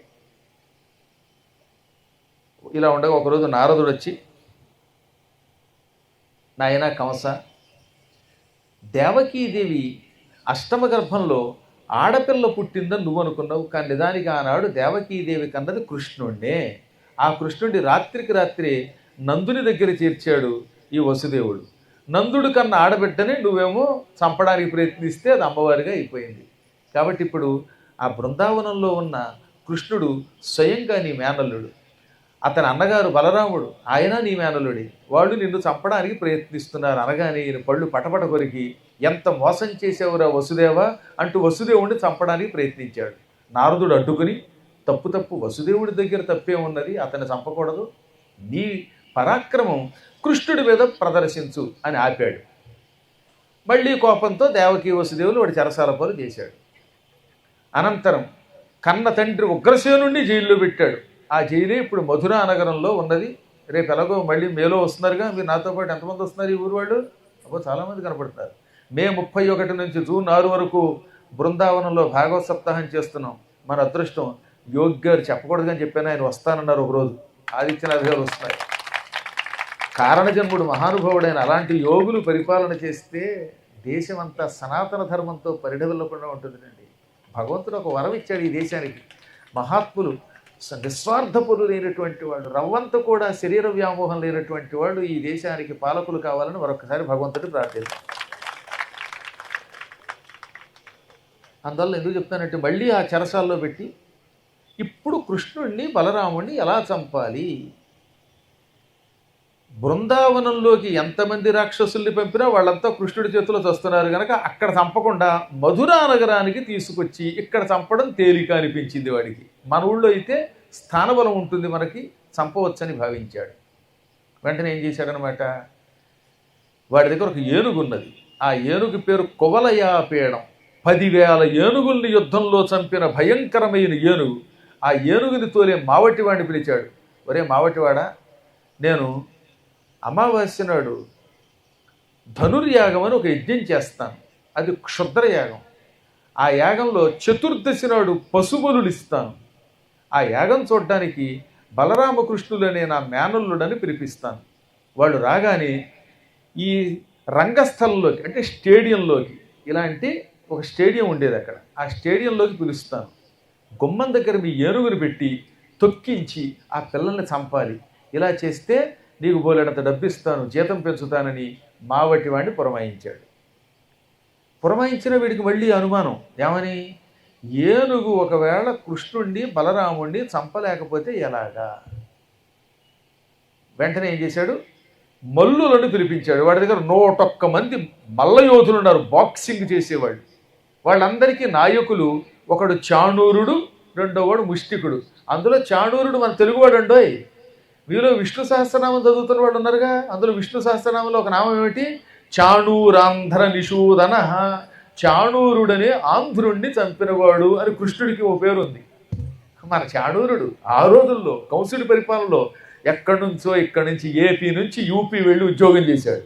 అమ్మో, తెలుగు వాళ్ళు ఎంత దూరమైనా పెడతారు. కాకపోతే కొంతమంది మంచి వాళ్ళు ఉంటారు, కొంతమంది ఇలాంటి వాళ్ళు కూడా ఏడుస్తారు. పరువు పోగొట్టేవాడు. చాణూరుడు మంచి మల్లయోధుడు, ఏనుగులతో యుద్ధం చేసినవాడు. వాణ్ణి రెండో వాడిని ముష్టికుడిని పిలిచాడు. ముష్టికుడు అంటే ముష్టి ఎత్తుకునేవాడు కాదు, ముష్టి అంటే గుప్పెడు. పూర్వం మన ఇంటికి ఎవరైనా వస్తే గుప్పెడుతో బియ్యం వేసేవాళ్ళం. అందుకని గుప్పెట్టను ఏమంటారు సంస్కృతంలో, ముష్టి అంటారు. ముష్టి బియ్యం పుచ్చుకున్నాడు కనుక ముష్టాడు అన్నారు. ఆ శబ్దం అలా మారిపోయింది. ఇప్పుడు ముష్టి శబ్దానికి అర్థం మారింది, కానీ గుప్పెడు బియ్యం పుచ్చుకునేవాడు. ఇంకా ముష్టి యుద్ధం అంటే ఏమిటి, ఈ పిడికెళ్లతో ఇలా ఢీ ఢీ అని కొట్టుకోవడం అన్నాడు, బాక్సింగ్ అనమాట. ముష్టితో కొట్టుకుంటున్నారు కనుక ముష్టి యుద్ధం చేస్తారు కనుక ముష్టికుడు అన్నారు తప్ప ముష్టాళ్ళు బయట కొట్టేలాటని కాదు. అందుకని వాడికి ముష్టికుడు అని పేరు. వీళ్ళని పిలిచి, బలరామకృష్ణులు ఏనుగు వల్ల చావకపోతే నేను సరదాగా మల్ల యుద్ధ ప్రదర్శన ఏర్పాటు చేస్తాను. పిల్లల్ని పిలిచి యుద్ధం చేసి సంక కింద పెట్టి ఒక్క నొక్కు నొక్కి చంపేయండి. మీరు మహాపరాక్రమవంతులు, మల్ల యుద్ధంలో చంపండి అనగా సంక కింద పెట్టి నొక్కాక వాడు వెంటనే చచ్చిపోతారండి, అసలు వాసనకే చచ్చిపోతారు. ఎందుకంటే వాళ్ళ స్నానం కూడా అటువంటిదే. కొన్ని దిక్కుమాలాళ్ళు ఉన్నారు కదా, స్నానం ఎప్పుడో చేసి ఇలా చెయ్యెత్తుతారు. ఇక చూడండి, అక్కడి నుంచి వచ్చే సువాసనతో, ఆ ఘాటు వాసనతో మళ్ళీ భోజనమే చేయలేం. మాది స్నానం మాసానికి ఎక్కువ దఫ అంటాడు. పైగా నెలకోసారి స్నానం చేస్తే కప్పుగా ఒక ఇంపు వస్తుందా. ఏదో రకంగా మొత్తం మీద మేము కృష్ణుడిని బలరాముడిని చంపుతామన్నాక, ఒకవేళ వీళ్ళ వల్ల కూడా అవ్వకపోతే ఎలాగానని ఒక 100 మంది మూలబలాన్ని, ప్రత్యేకమైనటువంటి వాళ్ళు పెట్టాడు, స్పెషల్ కమాండోస్ అన్నమాట. అలాంటి మూలబలాన్ని నియమించి ఎంతమందిని కృష్ణుడి చంపడానికి నియమించిన నిద్రలేక అలా నానాయాతన పట్టాడు. ఇక ఇప్పుడు కృష్ణుడు ఇక్కడికి తీసుకురావాలిగా. అందుకని తన బంధువు అక్రూరుణ్ణి పిలిచాడు. నేను మీకు మొదట్లోనే చెప్పాను, యాదవుల్లో చాలా శాఖలు ఉన్నాయి, బ్రాంచెస్. యాదవులు, వృష్ణి వంశస్థులు, భోజ కులస్థులు, సాత్వతులు, దాశారుహులు మొదలైన వాళ్ళు చాలామంది ఉన్నారు. అందులో కంసుడిది భోజ కులం, అందుకే వాళ్ళని భోజులు అంటారు. కృష్ణుడు యాదవ వంశానికి చెందినవాడు, సాత్యకి వృష్ణి వంశానికి చెందినవాడు. అందుకని ఒరే నువ్వు మనవాడివి అని అక్రూరుడు అనేవాడిని పిలిచాడు. అక్రూర, మేనల్లుళ్ళిద్దరు బృందావనంలో ఉన్నారు, రేపు ఉదయం నా రథాన్ని స్వయంగా నీవు తోలుకుని వెళ్ళి బృందావనం చేరి వాళ్ళని యాగానికి ఇక్కడికి తీసుకురా. వాళ్ళు వచ్చాక రేపేమో నువ్వు వెడతావు, ఎల్లుండి వాళ్ళని తీసుకొస్తావు, త్రయోదశి నాడు వాళ్ళు వస్తారు, చతుర్దశి నాడు వాళ్ళ సంగతి నేను చూస్తాను. యాగం అయ్యాక అమావాస్య నాడు పూర్ణాహుతి చేస్తాను. ఇది నా కార్యక్రమం. వాళ్ళని ఏదో రకంగా తీసుకురా అనగానే అలాగే తీసుకొస్తాను మహారాజా అని ఇంటికి వెళ్ళాడు. ఆ పూట ఆయనకి నిద్ర పట్టలేదండోయ్. ఎందుకని? రేపు బృందావనం వెడుతున్నాను, కృష్ణుణ్ణి బలరాముణ్ణి చూడబోతున్నాను, రథంలో ఎక్కించుకుని ఇక్కడికి తీసుకురాబోతున్నాను. కృష్ణ బలరాములు విష్ణు స్వరూపులని నారదుడు చెప్పాడు. అంతటి మహానుభావుల్ని చూడడమే కాక నారథంలో తీసుకొస్తున్నాననే ఆనందంతో అతనికి నిద్రపట్టలేదు. తెల్లారితే భాగవత సప్తాహం అని ఇందులో చాలామందికి మీకు నిద్రపట్టలేదట. నిన్న చెబుతున్నారు, ఈ నమస్కారం చేసి పెడుతున్న వాళ్ళల్లో చాలామంది మన గుడి బడి వాళ్ళు అయితే మా గురువుగారు 3వ తారీఖు నుంచి వస్తున్నారు, పురాణం జరుగుతోంది అని ఆనందంతో 3 రోజులుగా నిద్రపోలేదండి అన్నారు. అమ్మా అవునా? వాడు చెప్పిన వాటే. అంటే మహాత్ములకి పురాణం వింటే ఆనందం ఎలా కలుగుతుందో కృష్ణుడిని చూడబోతున్న ఆనందంతో అక్రూరుడికి నిద్ర పట్టలేదు. పొద్దుటే లేచి సంధ్యావందనం చేసుకుని కంసుడి యొక్క రథానికి 4 గుర్రాలు ఉంటాయి, ఆ గుర్రములు పొంచి రథం తోలుకుంటూ బృందావనానికి బయలుదేరాడు. బృందావనానికి వెడుతున్నంతసేపు లోపల రకరకాల ఆలోచనలు. నేను పూర్వజన్మలో ఏ తపస్సు చేసి ఉంటానో, ఏ మహానుభావుడు పురాణం చెబుతూ ఉంటే ఎదురుగుండా కూర్చొని విన్నానో, నా డబ్బుని ఏ మహాత్మునికి దానం చేశానో, లేకపోతే సామాన్యుడనైన నేనెక్కడ, అంతటి పరమాత్ముడు కృష్ణుడెక్కడ, ఆయన దగ్గరికి వెళ్ళి ఆయన చూడబోతున్నాను, నా రథం ఎక్కించి రేపు తీసుకురాబోతున్నాను. ఇది అంతా పూర్వజన్మ సుకృతం. పండితులు కృష్ణుడు కనపడగానే ఆయన కాళ్ళ మీద తల పెట్టి నమస్కరిస్తారు. అప్పుడు ఏమవుతుంది? శ్రీకృష్ణుడి కాలి గోళ్ళు సూర్యకాంతితో మెరిసిపోతూ ఉంటాయి. ఆ కాలి గోళ్ల కాంతితో సంసారం అనే చీకటిలో నుంచి బయటపడి శాశ్వతంగా తరిస్తాము అనుకున్నాడు ఆయన. మళ్ళీ మధ్యలో కంసుడిని పొగిడాడు. కంస, మిత్రుడి అంటే నీవు కదా. ఏదో మద్యం పోసేవాళ్ళు, పాలిచ్చేవాళ్ళు, సంపదిచ్చేవాళ్ళు, భోజనం పెట్టేవాళ్ళు ఎంతోమంది మిత్రులు ఉంటారు. శ్రీకృష్ణ దర్శనం చేయించిన మిత్రుడివి నువ్వే. నువ్వు ఎంత దుర్మార్గుడివైనా నాకు మాత్రం ఉపకారం చేశావు అని అతన్ని ప్రశంసించాడు. కానీ ఇప్పుడు లోపల ఒక అనుమానం పట్టుకుంది మళ్ళీని. నేను తీరా కృష్ణుడి దగ్గరికి వెడితే నాకు ఏ గతి వస్తుందో. ఇతడా కంసుని చేత పంపువడి నన్ను హింసింపనే తెల్చినాడతి దుష్టుండని చూచునో. సకల భూతాంతర్బహిర్మధ్య సంగతుడౌటల్ తలపోసి నన్ను సుజనుంగా చూచునో. ఎట్టి ఉన్నతిగా విల్చునో, ఏ క్రియం పలుకునో, నా భాగ్యమెట్లున్నదో. పాప ఇతనికి ఒక అనుమానం వచ్చింది. నేను నిజంగా కృష్ణ భక్తుణ్ణి, కానీ నేను కృష్ణుడి దగ్గరికి వెళ్ళగానే ఆయన నన్ను చూస్తాడు. ఈతడు కంసుడు పంపించగా వచ్చాడు, నన్ను తన రథం ఎక్కించుకొని బృందావనం నుంచి మధురకు పట్టుకుపోతున్నాడు. అక్కడికి తీసుకుపోయి కంసుడి ద్వారా నన్ను చంపాలని ప్రయత్నిస్తున్నాడు. కాబట్టి వీడు దుష్టుడు అని భావిస్తాడేమో అని అనుమానం వచ్చింది. తానెంత భక్తుడైనా తనని పంపినవాడు దుర్మార్గుడు కదా. అందుకని దుష్టుడి దగ్గర నుంచి వచ్చాడు కనుక నన్ను దుష్టుడిగా భావిస్తాడా అని అనుమానించాడు. మళ్ళీ అంతలోనే ఏమనుకున్నాడు, కృష్ణుడు అలా ఎందుకు అనుకుంటాడు? ఆయన సకల ప్రాణులలో ఉన్న పరమాత్మ, ఆయనకి తెలియందేమున్నది.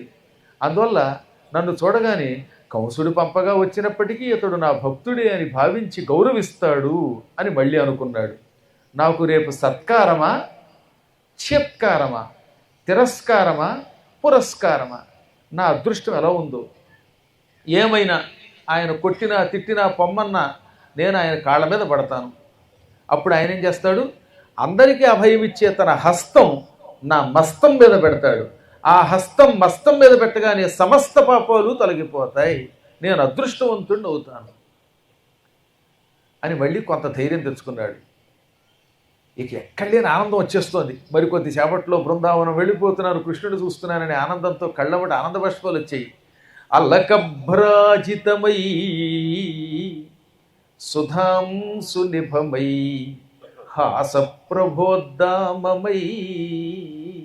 జలజాక్షంబై కర్ణకుండల విరాజద్గండమయ్యున్న ఆ జలజాతాక్షుని నిమ్మగంబు కననవు సత్యంబువో నాకు. నా వల దిక్కేగుచునున్నవి ఈ వన మృగవ్రాతంబులి త్రోవల. ఆనంద భైరవి రాగంలో ఎందుకు పడానంటే ఆయనకు అంత ఆనందం వచ్చింది కనుక. మరికొద్ది సేపట్లో నేను కృష్ణుడి దగ్గరికి వెడతాను. కృష్ణుడి ముఖం చూస్తాను. ఆ ముఖం ఎటువంటిది? ముందు గిరజాల జుట్టుతో ఉంటుంది. అలక అంటే తల వెంట్రుకలు అందంగా ఒత్తుగా ఉన్న జుట్టుతో ఉంటుంది. జుట్టు అందం అండి, అందుకని జుట్టు ఉండాలి ఎంతో కొంత. అందులో పరమాత్మల జుట్టు ఇంకా బాగుంటుంది. ఉంగరాల జుట్టు ఇక్కడ దాకా వెళ్ళాడుతూ ఉంటుంది. ఇక రెండవది చంద్రబింబంలో ఉంటుంది. ఆయన ముఖం చంద్రబింబంలా వెలిగిపోతూ ఉంటే చంద్రుడిలో వెన్నెలలాగా ఆయన నవ్వు కనపడుతోంది. అంటే ఆయన నవ్వితే వెన్నెల కాసినట్టు ఉంటుంది. తామర పువ్వు రేకుల్లో ఉంటాయి ఆయన కళ్ళు. చెవులకి కుండలాలు ఉంటాయి. ఈ కుండలముల కాంతి బొగ్గల మీద పడి బొగ్గలు తళుక్కు తళుక్కని మెరుస్తూ ఉంటాయి. అటువంటి పద్మాక్షుణ్ణి కృష్ణుణ్ణి మరీ కొద్ది సేపటిలో నేను చూడబోతున్నాను. సత్యం ఎలా చెప్పగలుగుతున్నాను అంటే, నేను ప్రయాణం చేస్తూ ఉంటే నా రథమునకు కుడి పక్క నుంచి అడవి జంతువులు వెడుతున్నాయి.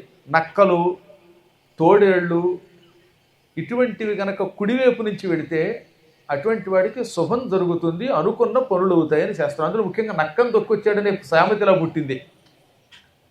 నా కుడి నుంచి వెడుతున్నాయి కనుక ఇది శుభము అన్నాడు ఆయన. ఏమంటే అడవిలో ప్రయాణిస్తున్నప్పుడు వన జంతువులు కుడివైపు పెడితే శుభం తప్ప ఇంట్లో అన్నీ కాదు. ఈ మధ్యన ఎవరో ధర్మ సందేహంలో అడిగారు నన్ను, ఏమని, గురువు గారండి ఒక కుక్క ఎదురొచ్చిందండి, అది కుడివైపు పెడితే మంచి శకునమా, ఎడం వైపు పెడితే మంచి శకునమా అన్నాడు. కరవకుండా పెడితే మంచి శకునం అన్నాడు ఆయన. కాబట్టి కుక్కల్ని నక్కల్ని అన్నింటినీ ఏం పట్టించుకోకర్లా. ఆ రోజులు ఆ కాలము వేరు. అయినా అది అడవి కనుక వనమృగములు కుడివైపు పెడితే శుభశకునము అనుకుంటూ ఉండగా రథం ఆగిపోయింది. ఎంత తోలినా గుర్రాలు కదలటం లేదు. ఇదేమిట్రా గుర్రాలు కదలటం లేదని చూస్తే ఆ ఇసుకలో కొన్ని కాలి గుర్తులు కనబడ్డాయి. అంటే ఎవరో ఒక ఆయన నడిచి వెళ్ళాడు. ఆయన పాద ముద్రలు కనబడ్డాయి. ఆ అడుగు జాడలని తొక్కడం ఇష్టం లేక కన్నీళ్లు కారుస్తూ ఆనంద బాష్పాలు కారుస్తూ గుర్రములు ఆగిపోయాయంటే ఆ గుర్రములకు ఎంత జ్ఞానం ఉందండి అంటే అర్థమైపోయింది మీకు ఈ పాటికి. అంతకు పూర్వమే కృష్ణుడు ఆ మార్గంలో నడిచి వెళ్ళాడు. ఆయన పాద ముద్రలు, ఆ ముద్రలు తొక్కలేక గుర్రములు కూడా ఆగిపోయాయి. పశువులకు కూడా పరమాత్మ మీద అంత దృష్టి ఉన్నది, జ్ఞానం ఉన్నది. అవి కృష్ణుడి అడుగుజాడలను ఎలా కనిపెట్టాయి? అవి ఎవరో మానవులు నడిచి ఉండొచ్చు కదా అంటే, శ్రీకృష్ణుడి అరికాల్లో శంఖం, చక్రం, తామర పువ్వు, ఏనుగుని పొడిచే అంకుశం, ధనుస్సు మొదలైన చిహ్నాలు ఉంటాయి. ఆయన అలా అడుగు పెట్టగానే ఈ పాదాల్లో ఉన్న పద్మము, ధనుస్సు మొదలైన చిహ్నములు సుస్పష్టంగా కనపడుతున్నాయిట ఇసుకలో. అందుకని భాగవతంలో ఏమన్నారు, జలజాంకుశాది రేఖలు కల హరి అడుగుల చొప్పుగని. పద్మము వంటి రేఖలు కలిగిన శ్రీకృష్ణ పరమాత్మని పాద ముద్రలు చూసి గుర్రములు ఆగిపోయాయి. వెంటనే అక్రూరుడు రథంలోంచి కిందకి దూకి ఆ ముద్రల మీద పడి, ఆ అడుగుదాడల మీద పడి ఆనందంతో తల అలా ఆడించి ఆ మట్టి అంతా నెత్తికి రాసుకున్నాడు. ఆనందం ఎక్కువైపోయిందిగా, దాంతో పాదముద్రలు చెరిపేశాడు. ఇప్పుడు అర్థమైందా? అందుకే కాళ్ళు పట్టుకోవద్దు అంటారు. ఆనందం ఎక్కువై కాళ్ళు పట్టుకొని ఇచ్చామనుకోండి, ఆ గోళ్లతో పీకి పీకి తలో గోరు వేలు పట్టుకుపోతారు. రేపు నడవడానికి కాళ్ళు ఉండవు. గుళ్ళో దేవుణ్ణి ముట్టుకోవచ్చు అన్నావా, ఆనందం కదా, కొట్టి కొట్టి గీకి మనకే భక్తి వచ్చేయాలి, మనకే పుణ్యం వచ్చేయాలని ఆ పాదాలు పట్టుకుపోతాం. అందుకని లోపలికి వెళ్ళొద్దురా అన్నారు. అందుకే ఆనందంతో అడుగుజాడలు చెరిపేశాడు ఈయన పాపం మొత్తం. మళ్ళీ రథం ఎక్కి బయలుదేరాడు. సరిగ్గా ఎదురుగుండా గోశాల, ఆ గోశాలలో కృష్ణ పరమాత్ముడిని చూశాడు. ఆయన దూరం నుంచే చూశాడు. కనెనక్రూరుడు పద్మనేత్రులను రంగద్గాత్రులను ధేను దోహన వాటి సమలంకృత ప్రియులను ద్యత్పీత నీల నవీరోజ్వలవాసులను కుసుమమాలాధారులను ధీరులను వనితా కాముల కృష్ణరాముల జగద్వంద్య క్రమోద్దాములం కని నక్రూరుడు. చూచాడు అక్రూరుడు. ఎదురుగుండా గోశాలలో ఉన్న కృష్ణుణ్ణి బలరాముణ్ణి చూచాడు. ఆ ఇద్దరూ కూడా పద్మాల వంటి కళ్ళు కలిగిన వాళ్ళే. వాళ్ళ శరీరములు కాంతితో వెలిగిపోతున్నాయి. ఆవు పాలు పెతకడం కోసమని చక్కని బట్టలు వేసుకున్నారు. వాళ్ళు ఉండడం వల్ల గోశాలకి అలంకారం అయినట్టుగా ఉంది. ఒక ఆయనేమో పసుపు పచ్చని బట్ట కట్టాడు, అంటే కృష్ణుడు. కృష్ణుడికి ఎప్పుడు పసుపు అంటే ఇష్టం, అందుకే ఆయనకి పీతాంబరధారి అని పేరు. పీత అంటే పసుపు, అంబరం అంటే వస్త్రం, పీతాంబరం అంటే పసుపు వస్త్రం. ఎవడో ఈ మధ్యన అర్థం చెప్పాడు, పీతాంబరం అంటే పట్టు వస్త్రం అని. మరి ఏ భాషలో ఉందో అది. ఎవడు పడితే వాడు పురాణాలు చెప్పడం మొదలెట్టాక పురాణాలు భ్రష్టం అయిపోతాయి. పీత అంటే పసుపు అండోయి, పట్టు అనాలంటే కౌసేయ, పీత కౌసేయ వాససం అన్నారు. పసుపు పచ్చని పట్టు బట్ట అనడానికి అలవాడాలి. క్షౌమ లేక కౌసేయ అంటే పట్టు, పీత అంటే పసుపు. కృష్ణుడు ఎప్పుడు సాధ్యమైనంత వరకు పసుపు రంగులో ఉన్న బట్ట కడతాడు. ఇక రెండో ఆయన బలరాముడు నల్లని వస్త్రం కట్టుకున్నాడు. మెడలో దండలున్నాయి, పూల దండలు ధరించారు. పండితులు వాళ్ళు. ఎంత అందగాళ్ళంటే వాళ్ళని ఒక్కసారి చూస్తే ఏ స్త్రీ అయినా వరించాలనుకుంటుంది. కానీ వాళ్ళు పరమ పవిత్రమైన గుణములు కలిగిన వాళ్ళు, పరస్త్రీని కన్నెత్తి చూడనటువంటి వాళ్ళు. అటువంటి వాళ్ళని చూడడంతో రథం దిగి పరుగు పరుగున వెళ్ళి కాళ్ల మీద పడి నమస్కరించగానే కృష్ణుడు టక్కనెత్తి, ఇదేమిటి 8 ఏళ్ళు నిండిన పిల్లలం మేము, నువ్వేమో 40 దాటిన వాడివి, పెద్దవాడివి చిన్నపిల్లలకి దండం పెట్టచ్చా అంటే, కృష్ణ నన్ను మోసం చేయకు, అజ్ఞానంలో పారవయ్యకు అన్నాడు ఆయన. వయస్సుతో సంబంధం ఏమున్నది? అఖిలాండ కోటి బ్రహ్మాండ నాయకుడవైన నీవు మాకు ఆరాధ్యుడివి. అయినా బాలుడైన పండితుడికి నమస్కరించాలని శాస్త్రం అనగానే సరే నేను ఇంటికి తీసుకెళ్ళి మంచి భోజనం పెట్టి ఆదరించి ఏం పని మీద వచ్చామని అడిగాడు. మహారాజు కంసుడు అమావాస్య నాడు పూర్ణాహుతి అయ్యేలాగా ఒక పశుపతి యాగం చేస్తున్నాడు. నిజానికి భగవంతునికి బలులంటే ఇష్టం ఉండదు, కానీ చతుర్దశి నాడు బలులు చేస్తాడు. ఆ బలులతో కూడిన ధనుర్యాగానికి మిమ్మల్ని తీసుకురమ్మని నన్ను పంపాడు. మీరిద్దరూ నా రథంలో రావాలట, మిగతా వాళ్ళు ఎడ్ల బళ్ళ మీద కాలినడకన రావాలి నందాదులని ఆయన ఆజ్ఞ. రేపు త్రయోదశి ప్రయాణం, ఎల్లుండే పశుబలులు, ఆవలెల్లుండి పూర్ణాహుతి. ఇది కంసాజ్ఞ. మిమ్మల్ని తీసుకెళ్ళడానికి వచ్చాను. కంసుడు ఎందుకు తీసుకురమ్మన్నాడో ఆంతర్యం నీకే తెలియాలి, నేను చెప్పకూడదు, ఎందుకంటే రాజకార్యం కనుక. ఇదే గొప్ప విషయం అండి. రాజుగారి యొక్క పని మీద వచ్చాడు కనుక సీక్రెట్ పెట్టట్లేదు బయట, కానీ విషయం గ్రహించట్లేడు. భక్తుడు భక్తుడే, డ్యూటీయే, అది మర్చిపోకూడదు.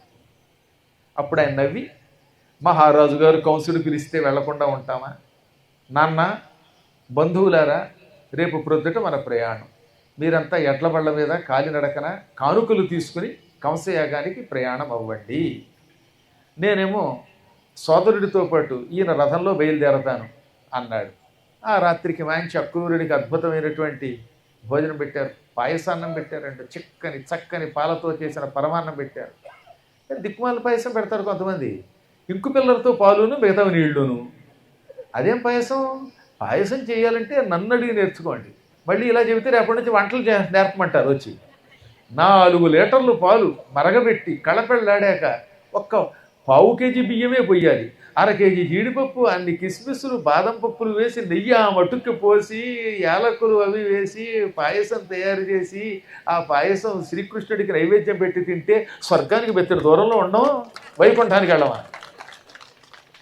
అటువంటి అద్భుతమైన క్షీరాన్నం తిన్నాడు ఆయన. కృష్ణుడు ఇచ్చిన కానుకలు పుచ్చుకున్నాడు. ప్రొద్దుటే ప్రయాణానికి వాళ్ళు సిద్ధమయ్యారు.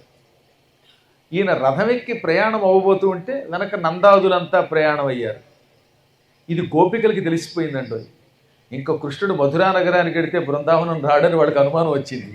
అందుకని వాళ్ళంతాను, అయ్యయ్యో బ్రహ్మదేవ, మా నుదుటి ఎలాంటి రాత రాసేవయ్యా, కృష్ణుడు 8 ఏళ్ళు నిండేదాకానే మా దగ్గర ఉన్నాడు, ఇంక ఇప్పుడు బృందావనానికి వెడితే వెనక్కి తిరిగిరాడు, కొద్ది కాలం మాత్రమే కృష్ణుడితో కలిసి ఉండే అవకాశం ఇచ్చి ఆయన దూరం చేస్తావా, ఓరి దిక్కుమాలిన బ్రహ్మదేవ అని బ్రహ్మను తిట్టుకున్నారు. ఎందుకంటే నుదుటి రాత రాసేవాడు బ్రహ్మ గనక. మరి కొంతమంది ఏమన్నారు, ఆ బ్రహ్మ భార్య భారతికి చెబుదాం, ఎంతవాడైనా భార్య మాట గ్యారంటీగా వింటాడు కదా, అందుకని భారతికైనా చెప్పరే, ఆ సరస్వతికైనా చెప్పండి, ఆవిడ మన నుదుట మంచి రాత రాయిస్తుంది, అప్పుడు కృష్ణుడు మనకి దూరం అవ్వడని కొందరు అన్నారు. మధ్యలో ఉరుమురివి మంగళం మీద పడినట్టుగా అందరూ కలిసి అక్రూరుని తిట్టడం మొదలెట్టారు. అక్రూరుండని పేరు పెట్టుకొని నేడస్మన్మనో వల్లభుల్ చక్రిల్ మాకడ బాపి కొంచునరుగల్ చర్చించి ఏ తెంచినాడక్రూరుండట క్రూరుడీతడు నిజంబ క్రూరుడవునేని నిర్వక్రత్వంబున కృష్ణు పెట్టి తన త్రోవంబో విచారింపడే. ఇతడు అక్రూరుడు అని పేరు పెట్టుకున్నాడు, అనగా క్రూరత్వం లేనివాడు, దుర్మార్గత్వం లేనివాడు. కానీ వీడు అక్రూరుడు కాదు, క్రూరుడు. ఎందువల్ల? మనందరికీ ఎంతో ఇష్టుడైన కృష్ణుడిని మనకి దూరం చేయడానికి వచ్చాడు. రథం ఎక్కించుకొని పట్టుకుపోతున్నాడు మధురా నగరానికి. నిజంగా వీడు అక్రూరుడైతే మన కృష్ణుడిని మనకు వదిలి తానొక్కడే పోకుండా ఉంటాడా? ఈ దుర్మార్గుడికి ఎవరు పెట్టారో ఆ పేరు? వీడి రథం విరిగిపోను, వీడి గుర్రములు చచ్చిపోను, వీడి మధ్యలో కూలబడిపోను, ప్రయాణం ఆగిపోను అని శాపాలు పెట్టారు. కానీ పాప ఆ శాపాలు ఏం పనిచేయలేదు. ఒక్కోసారి అంతేనండి, ప్రేమ ఎక్కువైపోతే ఆ రథం కూలబడిపోవాలని, చక్రాలు విరిగిపోవాలని, గుర్రాలు పోవాలని, లేదా రథం నడిపేటటువంటి అక్రూరుడికి కళ్ళు తిరిగి కింద పడిపోతే బాగుండని ఇలా అనుకున్నారట పాప వాళ్ళు. నాకు కూడా ఇలాంటి అనుభవం అయిందండోయ్. ఆ మధ్యన భాగవత్ సప్తాహం అయింది ఒక ఊళ్ళో. ఆ ఊరి పేరు చెప్పను. సప్తాహం అయిపోయాక వెళ్ళిపోతూ ఉంటే, అప్పుడే వెళ్ళిపోతారు గురువుగారు రైలు క్యాన్సిల్ అయిపోతే బాగుండు. అంతలో ఎవరు చెప్పారు? హరికృష్ణ గారు, డాక్టర్ హరికృష్ణ గారు వాళ్ళ ఇన్నోవా కారులోనే తీసుకెడుతున్నారు గురువుగారు అన్నారట. అయితే ఇన్నోవా గారికి ప్యాచీ పడితే బాగుండు అన్నట్టు వాళ్ళు కూడా. అందుకనే మేము ప్రయాణానికి వెళ్ళేటప్పుడు ఆంజనేయ కవచం చదువుకుని పెడుతూ ఉంటాం. ఈ భక్తుల శాపరార్థాలు ఆ టైర్లకి తగలకుండా ఉండడం కోసం. అంటే ప్రేమ, ఆ భక్తి అలా అనిపిస్తూ ఉంటుంది. మీరు మాత్రం అలా అనకండారా బాబు, మీకు పుణ్యం ఉంటుంది. 10 కాలాలు చల్లగా ఉందురు కాక మళ్ళీ ఇంకోసారి కర్నూలు వస్తాను, కానీ నన్ను సుఖంగా వెళ్ళనివ్వండి. ఎందుకంటే వెంటనే నేను వెళ్ళాలి. 9, 10 శతావధానం 11 నుంచి శ్రీలంక వెళుతున్నాం. శ్రీలంకలో ఆ ట్రింకోమలిలో యజ్ఞం చెయ్యాలి. అక్కడ నుంచి రావడం, మళ్ళీ ఎన్ని దేశములు, ఎన్ని కార్యక్రమములు. నా పని నారదుళ్ళ తిరగడం అయిపోతుంది. ఒక్కరోజు ఓ చోట ఉండడం లేదు, తిన్న చోట పడుకోవడం లేదు, పడుకున్న చోట తినడం లేదు, నిద్రపోయిన చోట లేవడం లేదు అన్నట్టుగా ఉంది. గోవింద. సరే, ఏమైతేనే వాళ్ళు అలా అనుకున్నాం. రథం వెళ్ళిపోయింది. పాప వాళ్ళు అలా నిరాశగా చూశారు. ఇక్కడి నుంచి రథం వెళ్ళింది. అసలు ఘట్టం ఇదే. భాగవతానికి ప్రాణం గుండెకాయ అంటారు ఇప్పుడు చెప్పబోయే స్తోత్రం. ఇది విన్నవాడికి పునర్జన్మ ఉండదని, సకల దుఃఖాలు తొలగిపోతాయని భాగవతంలో రాశారు. ఎడ్ల బళ్ళ మీద మిగతా వాళ్ళు వస్తూ ఉంటే రథం తోలుకుంటూ అక్రూరుడు బృందావనం నుంచి మధుర వెళ్ళాడు. బృందావనం అంటే మీకు చెప్పాను కదా, 12,896 చదరపు మైళ్ళ స్థలం అది. అక్కడి నుంచి మధురా నగరం అంటే చాలా దూరం. ఇప్పుడున్న బృందావనం ఎంత అండి? ఎంత మిగిలింది మధుర. అందుకే అక్కడ నుంచి వెళితే ఒక పావు గంట, 20 నిమిషాలు, అరగంట, లేకపోతే మ్యాక్సిమం గంటలో వెళ్ళిపోతున్నాం. కానీ కేకారణ్యం ఆ రోజుల్లో. అక్కడి నుంచి బయలుదేరి కొంత దూరం వెళ్ళాక మధ్యాహ్నం అయ్యింది. అక్కడ యమునా నది కనపడింది. యమునా నది కనపడగానే కృష్ణుడు బలరాముడు అక్రూరా కాసేపు రథం ఆపు అని రథం ఆపించి కాళ్ళు చేతులు కడుక్కుని మంచినీళ్ళు తాగి మళ్ళీ రథం ఎక్కారు. అప్పుడు అక్రూరుడు ఏమన్నాడు? ఎలాగో రథం ఆపారు కదండి, వీరిద్దరూ కూర్చోండి కాసేపు, నేను యమునులో స్నానం చేసి సంధ్యావందనం చేసుకుని అర్ఘ్యప్రదానం చేసుకుని రథం తోలుతాను, నేను 3 పూటలా సంధ్యావందనం చేస్తానన్నాడు. సరేనన్నారు వాళ్ళు. వాళ్ళిద్దరూ రథంలో కూర్చుని ఉండగా ఈయన యమునా నదిలోకి దిగాడు. ముక్కులు, చెవులు, కళ్ళు మూసుకుని బుడుంగను మునిగాడు. స్నానం హాయిగా నది నీటిలో చేస్తే నది అడుగున హఠాత్తుగా రథం కనపడింది. రథంలో కూర్చున్న బలరామకృష్ణులు కనపడ్డారు. ఈయనకి ఆశ్చర్యం కలిగింది. ఇదేమిటిది? రథం ఒడ్డు మీద ఉండాలి. ఇప్పుడు నేను నీళ్లలో మునిగితే అడుగున, నీళ్లలో అట్టడుగున రథం కనపడుతోంది. రథంలో బలరామకృష్ణులు కూర్చుని కనపడుతున్నారు. ఇది నిజమా కాదా అని నీటిలోంచి పైకి లేచాడు. లేచి చూస్తే ఎదురుగుండా రథం కనపడుతోంది రోడ్డు మీద. ఒడ్డు మీద ఉన్న రథం, రథంలో కూర్చున్న భక్త మనోరథాలు తీర్చే బలరామకృష్ణులు స్పష్టంగా కనపడ్డారు. మళ్ళీ మునిగాడు. మళ్ళీ నీటిలో కనపడింది రథం. ఏది రోడ్డు మీద ఎంత స్పష్టంగా కనపడుతోందో నీటిలో అంతకంటే స్పష్టంగా కనపడింది రథం, రథంలో ఉన్న బలరామకృష్ణులు. దాంతో ఆయనకు ఆశ్చర్యం కలిగింది. కంటిల్ మున్ను రథంబుపై మరి తుదిల్ కంటిల్ తుదిన్ క్రమ్మరల్ కంటిల్ తొంటి రథంబు మీద ఇదే ఈ కళ్యాణ చారిత్రులే వెంటందోచిరి రెండు దిక్కుల మనోవిభ్రాంతియో నీరిలో నుంట ఆశ్చర్యము చూతునంచు మరియుండు హిల్చి మగ్నాంగుడై. ఎంతకు పూర్వం ఒడ్డు మీద ఉన్నారు, నీళ్లలో మునిగితే నీటిలో కనపడుతున్నారు, నీటిలోంచి పైకి లేస్తే మళ్ళీ పైన ఒడ్డు మీద రథం కనపడుతోంది, బలరామకృష్ణులు కనపడుతున్నారు. ఒడ్డు మీద ఉండడం ఆశ్చర్యం కాదు, నీటిలో రథంలో కూర్చొని స్పష్టంగా కనపడడం ఆశ్చర్యం కదా. ఇది మానసికమైన రోగమా, విభ్రాంతి, నిజమా? ఇదేదో చూద్దామని ఈసారి పూర్తిగా చేతులు కళ్ళులా చాచి, అంటే ముక్కులు కళ్ళు మూసుకోకుండా మునిగాడు నీటిలో.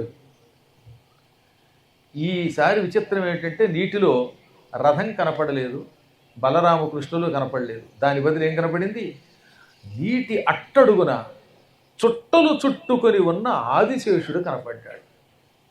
పోషిత బాంధవుండు యదు పొంగవుడా జలమందుగాంచె సద్భాషు ప్రతివీరచము విజిగీషు నిత్య సంరోషు నిర్దళిత దోషు అనేక విశేషు శేషునిన్.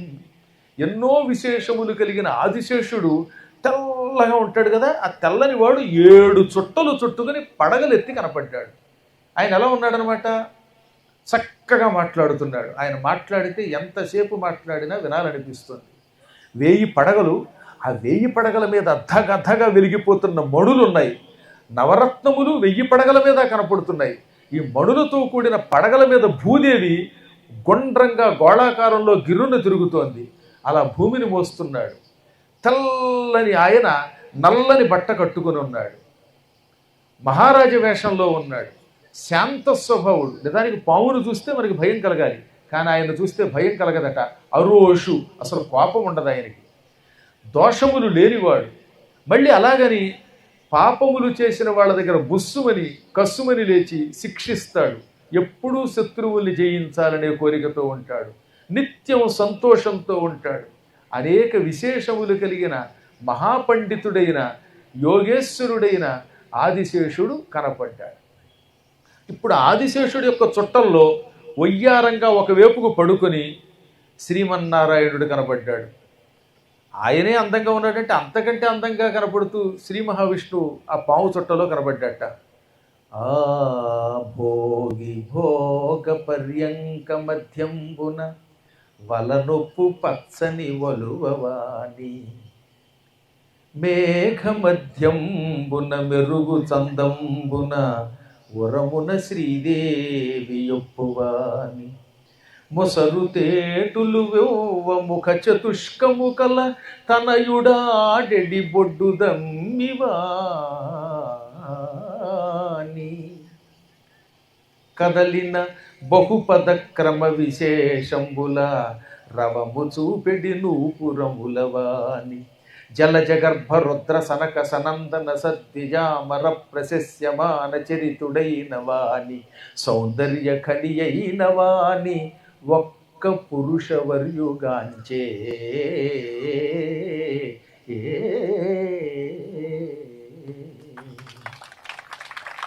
అలా ఆదిశేషుడు చుట్టలు చుట్టుకుని ఉంటే ఆ శేష తల్పం మీద వయ్యారంగా ఒకవైపుకి తిరిగి తలగడగా చెయ్యి పెట్టుకొని పడుకున్న ఒక పరమసుందరాకారుడు కనపడ్డాడు.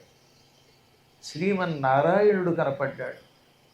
పసుపు పచ్చని వస్త్రం కట్టుకున్నాడు ఆయన. ఆయన నల్లగా మేఘంలో ఉన్నాడు, నీలమేఘఛాయ శరీరుడు.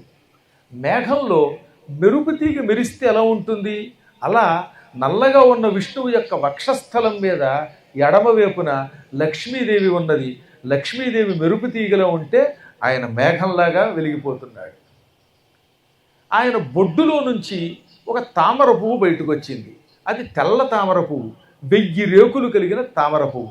ఆ తామర పువ్వులో బ్రహ్మగారు చిన్న పిల్లవాడి కింద పడుకుని ఆడుకుంటున్నాడు. ఇక్కడే జరిగింది తమాషా. బ్రహ్మ చిన్న పిల్లవాడిలో ఉన్నాడు. ఆయనకి 4 ముఖాలు ఉన్నాయి. ఆ 4 ముఖాలు ఎర్రగా ఉంటాయి. బ్రహ్మ ఎర్రగా ఉంటాడు. అంటే తామర పువ్వు, ఎర్ర తామర పువ్వు ఎలా ఉంటుందో అంత అందంగా ఉంటాడు. ఈ సినిమాలను నమ్మకండి. సినిమాల్లో ముసలాన్ని ఎవడో పావలాకు వచ్చిన వాడు పెట్టేస్తారు గడ్డం పెట్టి. అది ఉట్టి అబద్ధం. బ్రహ్మదేవుడు పరమసుందరంగా ఉంటాడు, ఇంచుమించుగా నా అంత అందంగా ఉంటాడు. ఆ 4 ముఖాలు కూడా పద్మాల్లో ఉన్నాయి. ఈ తెల్ల తామర పువ్వు మీద వాలి తేనె తాగుదామని తుమ్మెదలు వచ్చాయి, దేవలోకంలో ఉన్న తుమ్మెదలు. తీరా తెల్ల తామర పువ్వు మీద వాలబోతూ ఉంటే ఆ తామర పువ్వులో ఉన్న బ్రహ్మగారు కనబడ్డాడు. బ్రహ్మగారి 4 ముఖాలు ఎర్రగా ఉన్నాయి. ఆయన నోరు అలా, చిన్నపిల్లవాడు కదా, తెరిచాడు. చిన్నపిల్లలు నోరు తెరిచాడు. ఆ నోట్లోంచి లాలాజలం బయటకు వచ్చింది. ఇవి ఏమనుకున్నాయి, మనం తెల్ల తామర పువ్వు కోసం వచ్చాం, కానీ తామర పువ్వులు 4 ఎర్ర తామర పువ్వులు ఉన్నాయి, అందులోంచి తేనె కారుతోంది, ఆ తేనె తాగుదామని బ్రహ్మగారి నోళ్ళు తామర పువ్వులుగా భ్రమించి నోట్లో దూరే. అప్పుడు ఆయన ఉన్నాడు, వస్తే తుమ్మెదల్లారా, ఇవి నా ముఖాలు తప్ప తామర పువ్వులు కాదు, తామర పువ్వులే కనపడుతున్నాయి, ఈ బయటకు వచ్చేది లాలాజలం తప్ప తేనె కాదు అని వాటిని తోలాడు. ఆ తోలుతుంటే పక్కకి వెళ్ళిపోయాడు తుమ్మెదలు. ఎంత అందమైన వర్ణనండి. ఒక్క ముక్కలో రాశారు పోతన గారు భాగవతంలో. మొసరు తేటులు వెవ్వ, ముసురుకుంటున్నటువంటి తుమ్మెదలు పక్కకి విచ్చుకుంటూ ఉండగా ముఖ చతుష్కము కల 4 తలలు కలిగిన బ్రహ్మదేవుడు తనయుడు ఆడెడి బొడ్డు దమ్మివా అని బ్రహ్మదేవుణ్ణి బొడ్డులో ఉన్న తామర పువ్వులో పెట్టుకుని ఉన్నాడు విష్ణువు. ఇంకా అద్భుతంగా వర్ణించారు తర్వాత పాదంలో. ఆయనకి ఎన్నో పాదాలు ఉన్నాయి. విష్ణువుని రోజు ఏమంటున్నాం మనం పురుష సూక్తంలో, ఓం సహస్రశీర్ష పురుష సహస్రాక్ష సహస్రపాత్ అని. అనేక పాదములు కలిగినవాడు. సహస్రము అంటే సంస్కృతంలో 1000 కాదు, లెక్కలేనన్ని, ఇన్ఫైనైట్. అనేక పాదాలు ఉన్నాయి. ఈ పాదములకు గజ్జెలు ఉన్నాయి, ఆ గజ్జెలకి గంటలు ఉన్నాయి, మువ్వలు ఉన్నాయి. ఇటు పడుకున్న విష్ణువు ఇటు నుంచి ఇటు కదిలాడు. కదలగానే ఇన్ని కాళ్ళు ఒకేసారి కదిలాయి. కదలగానే కాళ్ళకున్న గజ్జెలు కూడా కదిలాయి. అప్పుడు ఆ గజ్జెలకున్న మువ్వలన్నీ ఒకేసారి గణ గణ గణ శబ్దం చేస్తూ ఉంటే ఈ గణగణ ఉంటున్న శబ్దం కొన్ని లక్షల మంది వేద పండితులు ఒకేసారి ఓం అని ఉచ్చరించినట్టుగా ఉంది. ఇంకా బ్రహ్మ, రుద్రుడు, సనకుడు, సనందనుడు, సనత్కుమారుడు వంటి మహానుభావులు ఆయన్ని సేవిస్తున్నారు. పరమ సుందరాకారుడు, అటువంటి సౌందర్య స్వరూపుడైన సుందరాకారుడైన పురుషోత్తముణ్ణి చూచాడు ఆయన. అక్కడితో సరిపోలేదట, ఆ రూపాన్ని ఇంకా అద్భుతంగా వర్ణించారు. అది మరియును చారు లక్షణ లక్షిత నఖపాద గొల్ఫజాను జంఘోరు కఠినాభిమధ్యోదరుండును సాదరుండును కంఠసూత్ర కటిసూత్ర హార కేయూర కటక కంకణ మకర కుండల కిరీటాది విభూషితుండును కంబు కంధరుండును పాల నాసాధర వదన కర్ణుండును నేల నేరద వర్ణుండును ప్రహ్లాద నారద సునంద నంద ప్రముఖ సంభావితుండును శ్రీ పుష్టి తుష్టి కీర్తి కాంతి లోర్జ విద్యా విద్యాది మాయా శక్తి సేవితుండును యొప్పున పురుషోత్తముని కాంచి భక్తి సంభ్రమంబులు అగ్గలంబులుగా దిగ్గన కరంబులు ముకుళించి గిట్లని నుతించే. ఒక పేజీ గద్యం రాశారండి భాగవతంలో. ఇంకా ఆయన ఎలా ఉన్నాడు, పరమ శుభలక్షణములతో ఉన్నాడు. అందమంతా ఒక కుప్ప. ఈ భూలోకంలో ఉన్న అందమంతా కుప్ప చేసినా ఆయన కాలిగోటికి సరిరాదు. ఎందుకంటే ఇది లౌకిక సౌందర్యం, అది అలౌకిక సౌందర్యం. అలాంటి సౌందర్య ఖని. ఆ మహానుభావుడి చెవులకి కుండలాలున్నాయి, చేతులకి కంకణాలున్నాయి, కాళ్ళకి గజ్జెలు ఉన్నాయి, నడుముకి వడ్డాణం ఉంది, వడ్డాణానికి మళ్ళీ గంటలున్నాయి, వక్షస్థలం మీద కౌస్తుభమణి ఉన్నది, ఇటు శ్రీవత్సం అనేటటువంటి పుట్టువత్స, ఇటు లక్ష్మీదేవి ఉన్నది. ఆయనని అనేక శుభలక్షణములు చేరి సేవిస్తున్నాయి. ప్రహ్లాదుడు, నారదుడు, సునందుడు, నందుడు, పుణ్యశీలుడు, సుశీలుడు, సనకుడు, సనందనుడు, సనత్కుమారుడు, సనత్సుజాతుడు అని పిలువబడే మహాత్ములు ఆయన చుట్టూ చేరి ఓం నమో నారాయణాయ అని స్తోత్రం చేస్తున్నారు. శ్రీ, పుష్టి, తుష్టి, కీర్తి, కాంతి, ఇలా ఊర్జ, విద్య, అవిద్య అనే ఒక 9 శక్తులు స్త్రీ రూపాలు ధరించి ఆయనను స్తుతిస్తున్నాయి. అలాంటి విశ్వరూపాన్ని ఇదంతా ఎక్కడ, యమునా నది నీటి అడుగున చూచాడు. కింద కూర్చుని బాసిన మఠం వేసుకుని వెరు కూర్చున్నాడు అంటో ఆయన. మళ్ళీ నీళ్ళ అడుగుని ఎవడన్నా అంతసేపు కూర్చుంటే ఎగిరిపోతాడు. ఏ దుర్యోధనుడు జలస్తంభన చేసిన వాడు కూడా కొన్ని గంటలు ఉండగలడు, కానీ అంతసేపు ఉండలేడు. అలా పద్మాసనం వేసుకుని కంటి మీద రెప్ప వెయ్యకుండా నీటి అడుగున ఎంత విశ్వరూపాన్ని చూచిన భాగ్యశాలి అక్రూరుడు. ఇక ఆయనకి ఆనందం, పరవశత్వం ఎక్కువైపోయాయి. ఆ మహారూపాన్ని చూడగానే అత్యంత భక్తి శ్రద్ధలతో స్తోత్రం చేశాడు.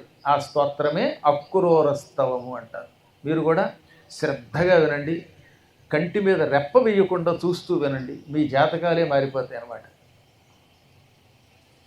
శ్రీమాని నీమాన చోరా శుభాకార వీరా జగద్ధేతు హేతు ప్రకార సమస్తంబు నస్తంగతం వై మహాలోల కల్లోల మాలాకులాభీల పాధోనిధింకోలగా బాల కేళీగతింతేరి నారాయణాఖ్యం పటుఖ్యాతి శోభిల్లు నీనాభి కంజంబులో లోకపుంజంబులం బొన్ను వెన్నాణియైమన్న ఆబమ్మ ఉత్పన్నుడయ్యంగదా పావకాకాశ వారితాసు నీ వారి అహంకారమాయ మహామానసాదులు హృషీకాదులున్ లోకముల్లోక బీజంబులున్ నిత్య సందోహమై నీ మహాదేహమందుల్లసించున్ వసించున్ నశించున్ జడత్వంబులేకాత్మయ్యొప్పు నీయొప్పిదంబెల్ల నోచల్ల చల్లన్ విచారింపదారెంత వారెంత వారైన మాయాదులున్ మాయతో గూడి క్రీడించు లోకానుసంధాత యాధాత నిర్ణేతయే నీ కళారాశికిన్ కొందరంభోజ గర్భాత్ములధ్యాత్ములందున్ అనేకాధిభూతంబులందున్ శేషాది దైవంబులందున్ సదా సాక్షివయ్యుండుదంచున్ త్రయీ పద్ధతిన్ కొందరింద్రాది దేవాభిధానంబులన్ నిక్కమొక్కండవంచున్ మరిన్ పాంచరాత్రానుసారంబుగా తన్మయత్వంబుతో నల్వురై చెల్వు వాటింతు వంచున్ మరిన్ నీవు నారాయణాఖ్యుండవంచున్ శివాఖ్యుండవంచున్ మరింపెక్కు మార్గంబులన్ నిన్ను నగ్గింతు రెగ్గేమి ఏరుల్ పయోరాశినే రాసులై కూడు క్రీడన్ ఘటాంతర్గతాకాశముల్ తద్ఘటాంతంబులందేకమౌరేఖలోకావధిన్వీకనే పోకలంబోక ఏకాకి వయ్యుండు దీశా కృశానుండు నెమ్మోము సోముండు భానుండు కన్నుల్ దిశల్ కర్ణముల్ భూమి పాదంబులం భోనిధుల్ కుక్షి శల్యంబులద్రుల్ లతాసాలముల్ రోమముల్ గాలి ప్రాణంబు బాహుల్ సురేంద్రుల్ ఘనంబుల్ కచంబుల్ నభో వీధి నాకంబురేలుంబగళ్ళుల్ నిమేషంబులంభోజ గర్భుండు గర్భంబు వర్షంబు వీర్యంబుగా మండితోదంబరానోకహానేక శాఖ ఫలా పూరితానంత జంతు ప్రకాండంబులీలన్ ప్రసిద్ధోదరాశిస్థ జంతు ప్రకారంబుగా నిండియుండున్ మహారూప నీ రూపముల్ వెగ్గలం బొగ్గడింపన్ లయాంబోధిలో మీనుమేనన్ నిరోధించి సాధించి మున్వేధకున్ వేదరాశిం ప్రసాదింపవే కైటభశ్రీమధున్ చక్రివై మొత్తవే ఎత్తవే మందరాగంబు రాగంబుతో కోర్మలీలా పరిష్పందివై పందివై మేది నిన్మీదిగింద్రోచి దోషాచరుంగొమ్ములన్నెమ్ములంజిమ్ముచుం గ్రొమ్మవే దండివై రోచనింజూచి యాచెంపవే పెంపవే మేను బ్రహ్మాండమున్ నిండ పారుండవై రాజవై రాజబింబాస్యకై దుర్మదారిన్ విదారింపవే నొంపవే క్రూరులన్ వాసుదేవాది రూపంబులన్ శుద్ధ బుద్ధుండవై వైరిదారాంతరంగంబులున్నంతరంగంబులుంగా కరంగింపవే పెంపుదీపింపవే కల్కిమూర్తిల్ ప్రవర్తించు నిన్నెన్న నేనెవ్వడం నన్ను మాయా విపన్నున్ విషణ్ణున్ ప్రపన్నున్ ప్రసన్నుండవై ఖిన్నతంబాపి మన్నింపవే పన్నగాధీశతల్ప కృపాకల్ప వందారు కల్ప నమస్తే నమస్తే నమస్తే నమః.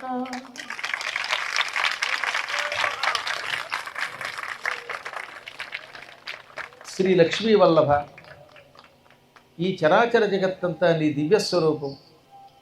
ఈ జగత్తంతా పుట్టడానికి మూల కారణమైన ఒకానొక కారణం ఉన్నది, దాన్ని హేతువు అంటారు. ఆ హేతువునకు కూడా హేతువైన నీకు నమస్కారం.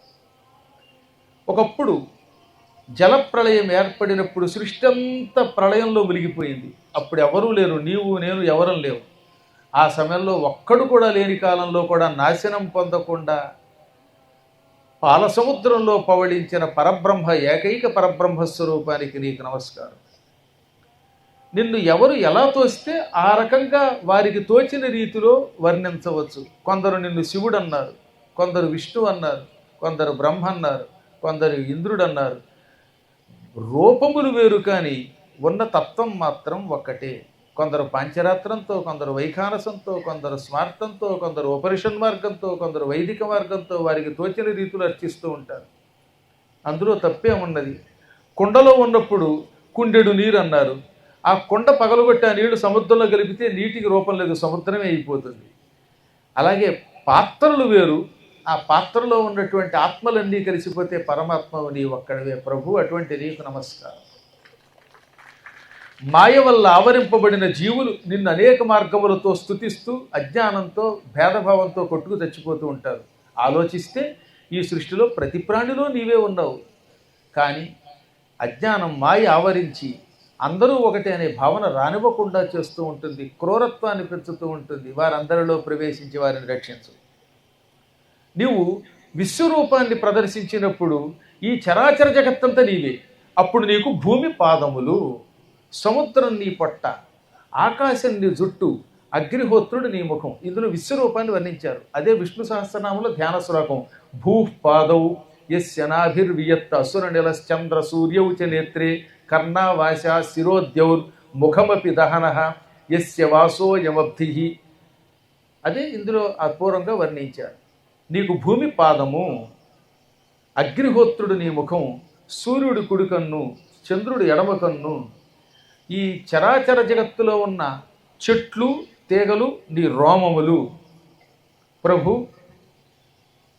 సమస్త జలములు నీకు వీర్యస్వరూపము. అలాంటి విరాట్ పురుషుడవైన నీకు పదే పదే భక్తితో నమస్కరిస్తున్నాను.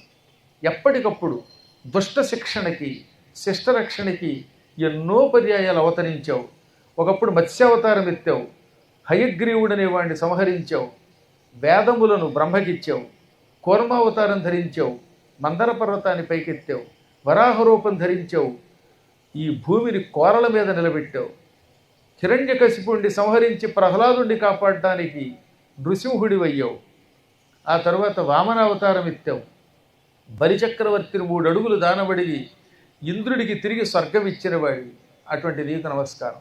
పరశురాముడివయ్యావు. దుష్టక్షత్రియ సంహారం 3 ఏళ్ళు 21 పర్యాయాలు చేశావు. రాముడివయ్యావు.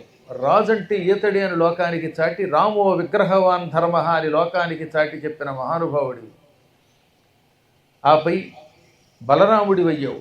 ఇప్పుడు కృష్ణుడి రూపంలో ప్రవర్తిస్తున్నావు. వాసుదేవ రూపాల్లో ఎన్నో చోట్ల తిరిగావు. హయగ్రీవావతారం ఎత్తావు. జ్ఞానానంద స్వరూపుడివయ్యావు.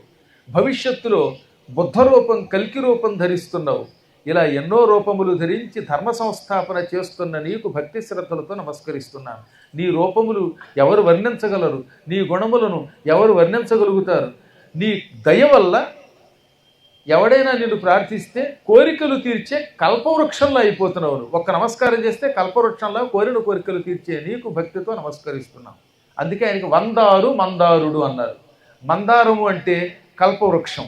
కల్పవృక్షం స్వర్గలోకంలో ఉంటుంది. దాని దగ్గరికి వెళ్ళి ఏమడిగితే అది ఇస్తుంది. వందారు మందారుడు అంటే వందారు అనే శబ్దములకు నమస్కరించు వారికి మందారుడు కల్పవృక్షం. ఓ దండం పెట్టిన వాడికి కోరిన కోరికలు తీర్చేవాడా. అటువంటి నీ కొరకు నమః. నమః నమస్కారము, తే అంటే నీ కొరకు, నమః తే నమస్తే అంటే నీ కోసం దండం అని అర్థం. నీ కొరకు నమస్కారం అని ముమ్మారు పలికాడు. ఈ చరాచర జగత్తు ఇలా కనపడుతుంది. ఇదేమీ లేదు నిజానికి. ఇది ఒక భ్రమ. కలలంబోలెడి పుత్రమిత్రవనితాగారాది సంయోగముల్ జలవాంఛారతి ఎండమావులకు నాసల్ చిక్కు చందంబునం తలతున్ సత్యములంచు మూఢుడ వృధా తత్వజ్ఞుడన్ నాకు నీ విలసత్పాద యుగంబు చూపి కరుణన్ వీక్షింపు లక్ష్మీపతి. లక్ష్మీ వల్లభ ఒకడు నిద్రపోయాడు. వాడికి కల వచ్చింది. అలా వచ్చిన వాళ్ళు ఉంటారండి. ఆ మధ్యన వాడు ఎవడో నిద్రపోయాట ప్లాట్ఫారం మీద, ట్యాంక్ బండి మీద పడుకుని నిద్రపోయాడు. వాడికి కల వచ్చింది. అందులో ట్రంప్ గారు వచ్చి రేపటి నుంచి నేను దిగిపోయాను, నువ్వే అమెరికా ప్రెసిడెంట్ అన్నట్ట. నేనే వైట్ హౌస్లో చేరిపోతాను అనుకుంటూ ఉంటే ఇంతలో ఎవరో డొక్కలో పోటీ పడిచారు. ఏమిటో రోడ్డుకి అడ్డంగా పడుకుని మూలుగుతున్నావు అని ఎవరో డొక్కలో పొడిస్తే చూస్తే పక్కన చూస్తే అట్టుగా పెడుతున్న రక్షక భటులు ఒకరు వీడు అడ్డంగా పడుకున్నాడు ట్యాంక్ బండి మీద. అందులో డొక్కలో ఒకటి పడితే లేపారట. లేపగానే ఏమిటి వైట్ హౌస్లో కడుతున్నావు, నన్ను డొక్కలో పొడుస్తావా, డిస్మిస్ అనేసరికి డిస్మిస్సా ఇంకో కిస్మిస్ అని 2 ఇచ్చారు ఆయన. ఇలాంటి న్యూసెస్ కానీ ఎంతమందిని రోజు అక్కడికి తరవడం. పాపం ఎన్ని కష్టాలండి బాబు, నిజంగా అనకూడదు. కానీ మన రక్షక భటులు వార్తలు చూసినప్పుడు నాకు ఒకసారి దాలేస్తుంది. ఇచ్చే జీతం ఎంత, గొడ్డు చాకరీ. కాబట్టి జీతాలు పెంచితే వాళ్ళకి పెంచాలి, ఎందుకు ఇంట్లో కూర్చున్న వాడికి పెంచడం. గోవింద. అప్పుడు వీడు కళ్ళు విప్పి చూశాడు. ఇదేంటి, నేను ట్రంప్ అనుకున్నానే, వైట్ హౌస్లో ఉన్నాను అనుకున్నానే, ఇంకా ఇక్కడే ప్లాట్ఫారం మీదైనా ఉన్నాను అనుకున్నట్ట. అంటే కళ చెదిరిపోతే మళ్ళీ అక్కడే ఉంటాడు. కళలో ఎన్నో వస్తూ ఉంటాయండి. నాకు కూడా అప్పుడప్పుడు వైకుంఠానికి వెళ్ళినట్టు కళ వస్తూ ఉంటుంది. కోర్స్ ఇంకో 30 ఏళ్ల తర్వాత గ్యారంటీగా పెడతారు, అది వేరే విషయం. కానీ కలలో వచ్చిన వస్తువులు కళ చెల్లాచెదరవగానే ఎలా మాయమైపోతాయో అలాగే ఈ సంసారం కూడా కళ వంటిది అన్నారండి ఎవరో అక్రూరుడు కృష్ణుడితో. ఇప్పుడు భార్య భర్త పిల్లలు ఓ చోట చేరారు. ఇదిగో భర్త పోయాడు, భార్య గారికి ఇప్పుడు ఆయన కళనే కదా మా ఆయన అని ఎంత గింజుకున్నా మళ్ళీ కనపడ్డం. లేదా భార్య పోయింది, ఈ భర్త గారు ఒంటరిగా చూసుకుంటూ పాత ఫోటోలు వీడియోలు చూసుకుంటాడు, కళ అది కనపడదు. పిల్లలు భార్య భర్త ఇల్లు ఇవన్నీ కళ అన్నారండి. ఏమేం చెప్పారు? పుత్ర మిత్ర వనిత ఆగారాది సంయోగములు, కొడుకులు కూతుళ్ళు భార్యలు భర్తలు ఇళ్ళు ఇవన్నీ కళలు. కళలో ఉన్న వస్తువులు ఎలా మాయమైపోతాయో ఇవి కూడా కనపడకుండా పోతూ ఉంటాయి. నిన్నుంది ఇల్లు ఇవాళ ఉండదు, నిన్నున్నాడు పిల్లాడు ఇవాళ ఉండడు, నిన్నుంది భార్య కనపడ్డు, నిన్నున్న భర్త ఇవాళ కనపడ్డు, ఎవరు ఎప్పుడు మాయమైపోతారో తెలియదు. అటువంటి వాటిని అజ్ఞానంలో పడి సత్యములని తొలుస్తున్న నన్ను రక్షించు, ఇది సత్యం కాదని మిథ్య అని గ్రహించేలా చెయ్యి. ఎడారిలో తిరుగుతున్నవాడు ఎండమావిని చూస్తాడు, ఆ ఎండమావిలో నీళ్లు ఉండవు, అది ఎండమావి కానీ అది నీరులా కనపడుతుంది. అలాగే ఈ సంసారంలో సుఖం లేదు, సుఖం ఉందనుకుంటాం. ప్రభు నన్ను అనుగ్రహించి కరుణించి నాకు మోక్షం ఈ లక్ష్మీపతి అంటూ ఉండగా ఆ రూపం మాయమైపోయింది. ఇప్పుడు నీళ్లలోంచి బయటకు వచ్చాడు. వచ్చి రథం ఎక్కబోతుంటే కృష్ణుడు కొంటిగా, పక్కనే ఉంది కదా రథం, నది పక్కన ఉంది, ఈ రథం నుంచి నదిలోకి వెళ్ళి స్నానం చేసి రావడానికి ఇన్ని గంటలు ఎందుకు పట్టింది? కొంతమంది బాత్రూంలోకి వెళ్తే రారు 3 గంటలైనా. అలా ఏమిటి నీళ్లలో మునిగి రావేమిటి, కొట్టుకుపోయావేమో నీటిలో అనుకున్నాను అన్నాడు. ఏది విశ్వరూపం చూపించాడా? నేను కనబడ్డానా, నా రూపం ఎలా ఉందని అడగకుండా నీళ్లలో మునిగి ఎంతసేపైనా రావేమిటి, కారణం ఏమిటి?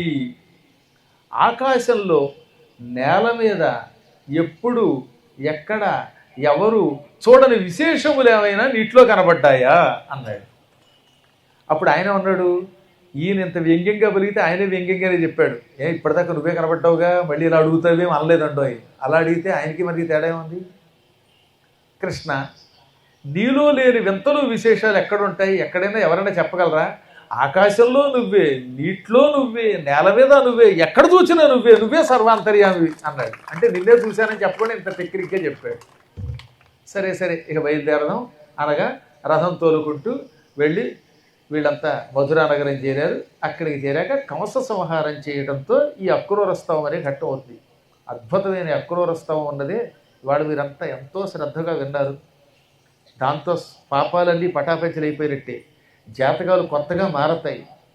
ఇందులో సారాంశం అంతా పరమాత్ముడు స్వయంగా మనకు అందించిన శ్రీమద్ భాగవత కథా సుధారసం. చూస్తూ ఉండగా అప్పుడే వాటికి 4 రోజులు 5 రోజుల 4 రోజులు గడిచిపోయింది. రేపు పరమ పవిత్రమైన రుక్మిణీ కళ్యాణం ఉంటుంది. పెళ్ళి కానివాళ్ళు వినడం మంచి పెళ్ళికి ఉపయోగపడుతుంది, పెళ్ళి అయిన వాళ్ళు వింటే ఐకమత్యంతో ఉంటారు. అంటే మీరు అడగచ్చు, ఏమండి మేము ఐకమత్యంతో లేమని. నాకేం తెలుస్తుంది ఇంట్లోకి వెళ్ళాక ఏం చేస్తున్నారు? నేనే సీసీ కెమెరాలు పెట్టుకుని చూడలేను కదా ఫోన్లో. అందరూ ఇక్కడ ఉన్నప్పుడు బాగానే కలిసి ఉంటారు, ఇంటికి వెళ్ళిన తర్వాత ఎవరేమనుకుంటున్నారో తెలియదు. అఫ్కోర్స్ మీరు చాలా మంచి వాళ్ళ వలే కనబడుతున్నారు, అయినా ఈ కథ వింటే ఇంకా ఐకమత్యం పెరుగుతుంది. పైగా రుక్మిణీ కళ్యాణం వల్ల సంపదలు వస్తాయని కూడా ఫలశ్రుతిలో చెప్పారు.